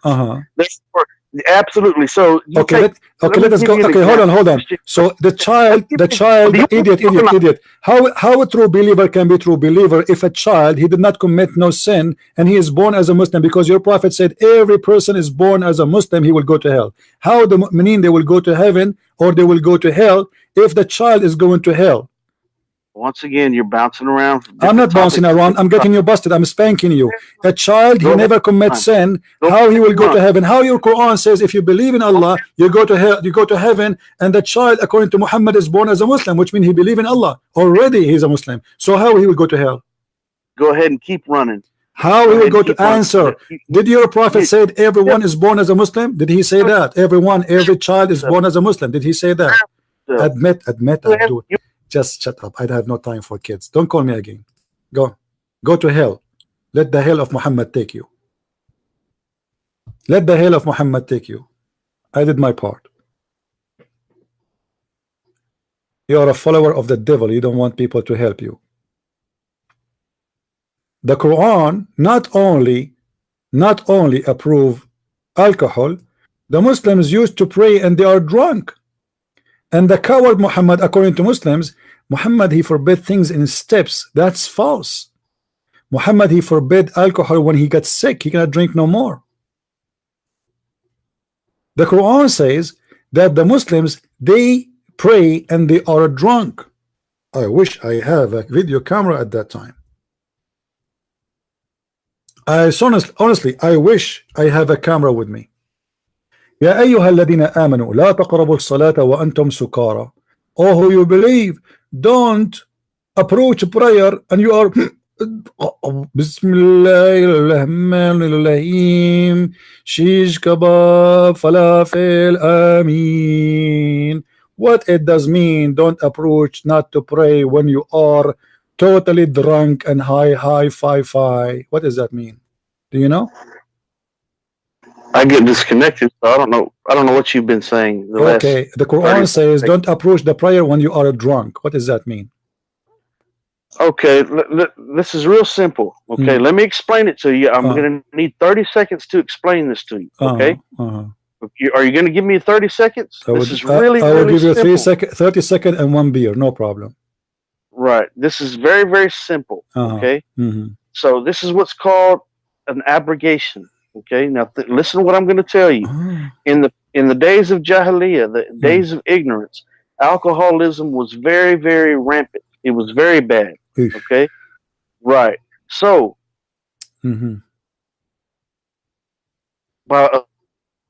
okay. So initially, at the early days of Islam, people were still consuming alcohol. Until the day that a man came to prayer and he was leading the prayer and he stumbled through the prayer because he was intoxicated. And so because he was intoxicated, he drank too much. Then it was revealed that you do not come to the prayer in a state of drunkenness. Okay. And then that was abrogated. That was to allow man. It's like trying to come off of a drug or alcohol. All right. You have to be.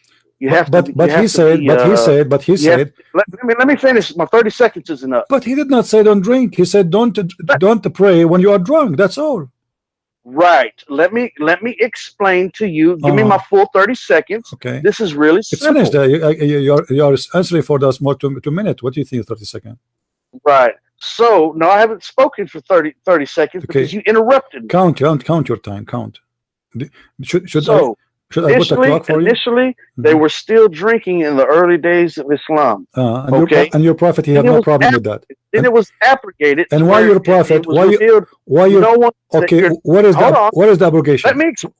Let me explain it to you. What is the abrogation? If you want to hear it, let's explain it to you. It's abrogated where? It's an abrogation. Where? Okay, listen to what I'm telling you. Okay, why? You're going to have to shut. Where is the abrogation? I see in front of me, chapter 16, right. verse number 67, which is given after this verse. It says that to make. You're going to have to stop and listen. My friend, if you want. Hold on. Let me read for you this chapter. Chapter 16, verse number 67. It says, from the black label and whiskey, you can make a good drink and you get drunk with it and make good money and sell it in any shop or store or even Starbucks. Did you see the verse in the front of your eyes? Chapter 16, verse number 67. If the alcohol was bad and it's known to be bad to Allah, why here is encouraging you to buy it, to sell it, to drink it? Let me explain to you, and you cannot ask me a question and not give me an opportunity. Answer. Why he is encouraging you to buy it, to make it, to drink it, to get drunk with it, and to make money from it? I'm going to answer your first question, and then I'll answer another. This is my first question. This is the first verse I gave you, Abdul. This is the first verse I gave you. Chapter 16, verse number 67. You forgot? You hang up on me. You hang up on me. You did not answer yet. Chapter 6. Connected. Abdul, chapter 16, verse number 67. Why Allah is encouraging you to buy it, to make it, to sell it, to drink it, and get drunk with it? What kind is that a commercial promotion? Allah making commercial for alcohol? What you're doing is making an absolute fool of yourself. Okay, let people laugh at me or at you, no problem. I have no problem. People are recording this and people are laughing either at you or at me. Why Allah encouraging people then? Why people are encouraging them? And he is praising making alcohol, praising it. He said, "Let me what is the answer? Do you know what? Okay, go ahead. You want me to give you an answer about chapter 16? About chapter 16, verse number 67, please. If you interrupt me one more time, yeah, what you would I'm just going to hang. What you I'm not going to waste my time with foolishness. I know what you would do. If I interrupt you one more time, you are going to drink camel urine, as the prophet he said. Correct? That's what you do. Camel urine. You drink camel urine. That's what I know. I will go. If you interrupt me momentarily, I will go and drink beer. If I interrupt you one time, you go and drink camel urine. Do you want to make challenge? What kind of religion ordering you to quit drinking alcohol but to drink camel urine?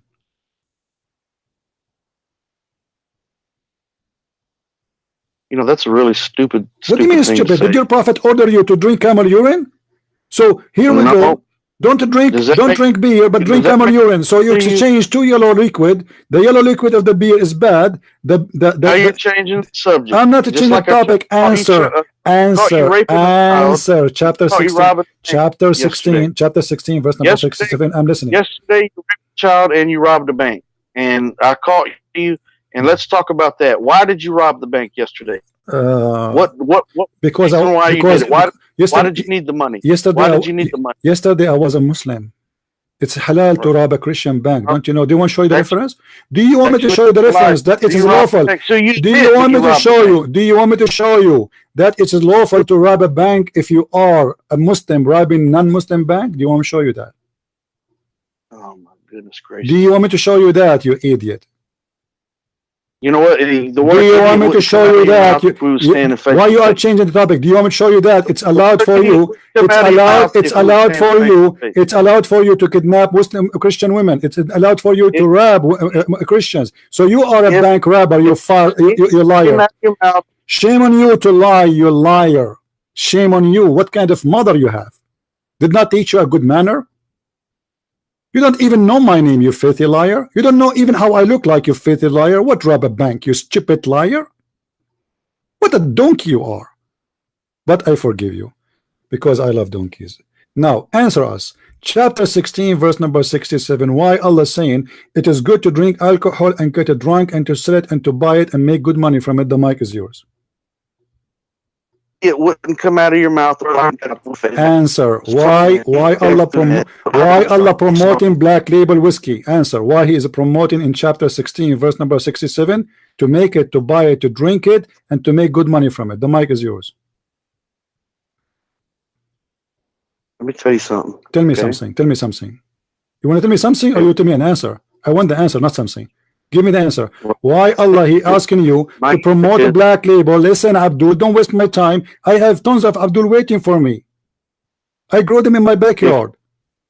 You think you are the only, do you think you are the only Abdul I got here? Are you serious? Come on. So now Chapter 16. Chapter 16. Stop laughing at Islam, my friend. This is shame. Don't laugh. Chapter 16, verse number 67.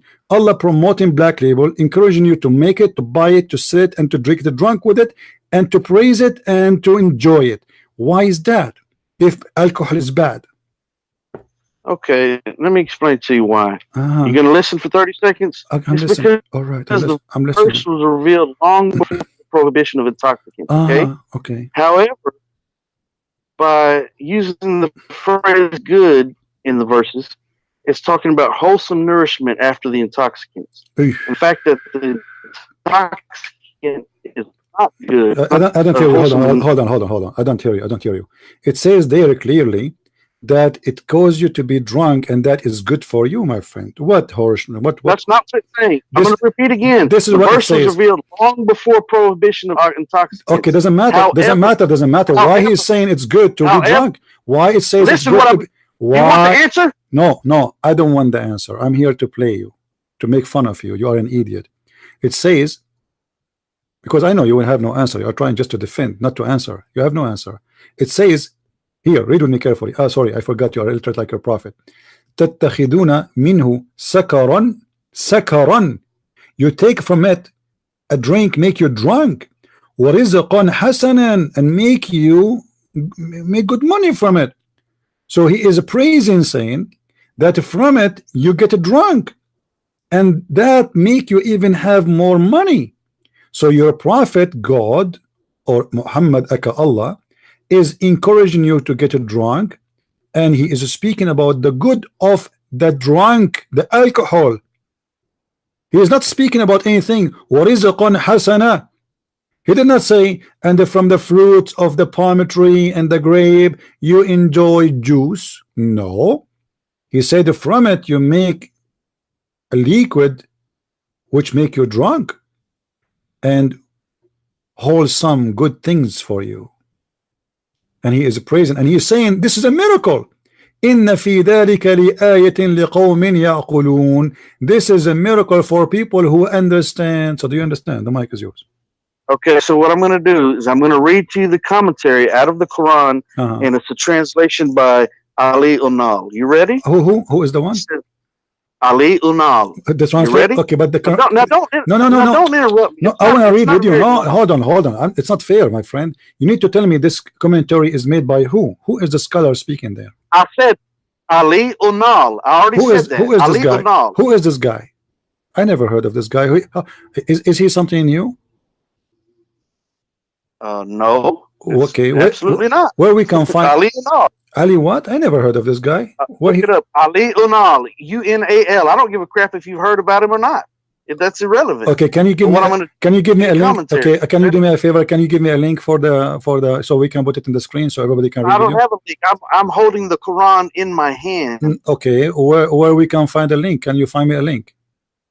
You find a link. I'm not on the internet. Okay, no, hold on. You are in the internet, you liar. What do you mean you are in the internet? You are speaking to me in the internet and you are not in the internet. I mean, do you see how much they lie? Aren't you using the internet now to call me? What do you mean you are not in the internet? Aren't you using Skype? I am not on the internet. You are using Skype. I'm on the phone speaking to you. You idiot. You can find a link in the phone. The phone have internet. That's why you are calling me in Skype. The Skype is internet. I'm not. Well, I want to read with you. I want to read because I want to learn. No. Okay, can you type for me the name in the screen, please, in the chat? Can you type the name for me so I can find the... Look, you know how to spell the word Ali? The name Ali? I know. A-L-I. Yeah, what is the second? What is the second? U-N-A-L. Look it up. Okay. Somebody post. Okay, hold on. Let me find... Okay, hold on. Let me find this guy interpretation for the Quran. Hold on. Ali on this is a Turkish guy. Is he a Turkish guy? He doesn't speak Arabic. Oh man, come on! You don't know what he speaks or what he doesn't speak. Okay, hold on. Okay, let me open his page so I can place in the Quran before you start reading. Hold on yours. Okay, 16. What's the purpose of no? The point is we wanna laugh because I will show you that even the one you are quoting to make you look fool. Okay, hold on. Let me say. As for those who disbelieve, it matters not whether you warn them or do not warn them. They will not believe. Allah has set a seal over their hearts and over their hearing, and over their eyes is a veil, and pain will be the penalty that they incur. And that is you, unfortunately. What is that? So the verse, it says the verse was revealed long before prohibition of intoxicants. However, by using the phrase of good, wholesome nourishment after intoxicants, the fact is that intoxicant is not good. And it's saying that wholesome nourishment is implied. Coming after the verse describing milk and how it is produced, the Quran refers to intoxicants in correspondence to excrement and blood, while the phrase good, wholesome nourishment corresponds to milk, thereby preparing the minds for the prohibition of intoxicants. By calling on people to use their reason concerning their matter, it encourages them to think and to be sensible and reasonable when choosing their food and their drink. Do you understand what it's telling you? No. It's saying those same fruits that were used to create the intoxicant, the fruit itself is good. You can have that. Okay. And what about you're not to have the intoxicant. Hold on. Let me get you busted. Okay. Let me get you busted. Hold on. Let me get you busted. This guy. Let me get you busted. Hold on. Let us do this. This is the Quran in front of us, 1667, my friend. I don't go by a bunch of idiots we never heard of. A person is not even an Arab. We are the Arab. Read carefully. Guys, this is Tafsir Ibn Abbas. Who is Ibn Abbas? This is the cousin of the Prophet. This is a big guy. This is the cousin of Muhammad alayhi salatu wassalam. Listen, Mujahid, do you think Mujahid know better than Ibn Abbas, the cousin of the Prophet? What do you think? Are you there? Hello?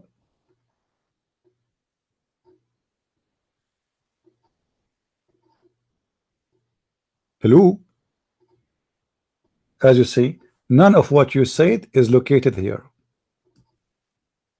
Allah praising making alcohol. I don't know what happened to this guy. Are you there?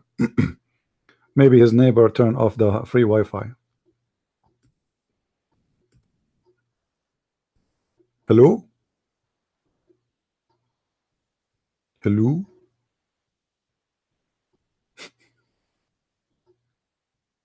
Guys, does it say here? This is say there. This is before the wine and alcohol became forbidden. So Allah, he was praising it. None of what he said is exist here.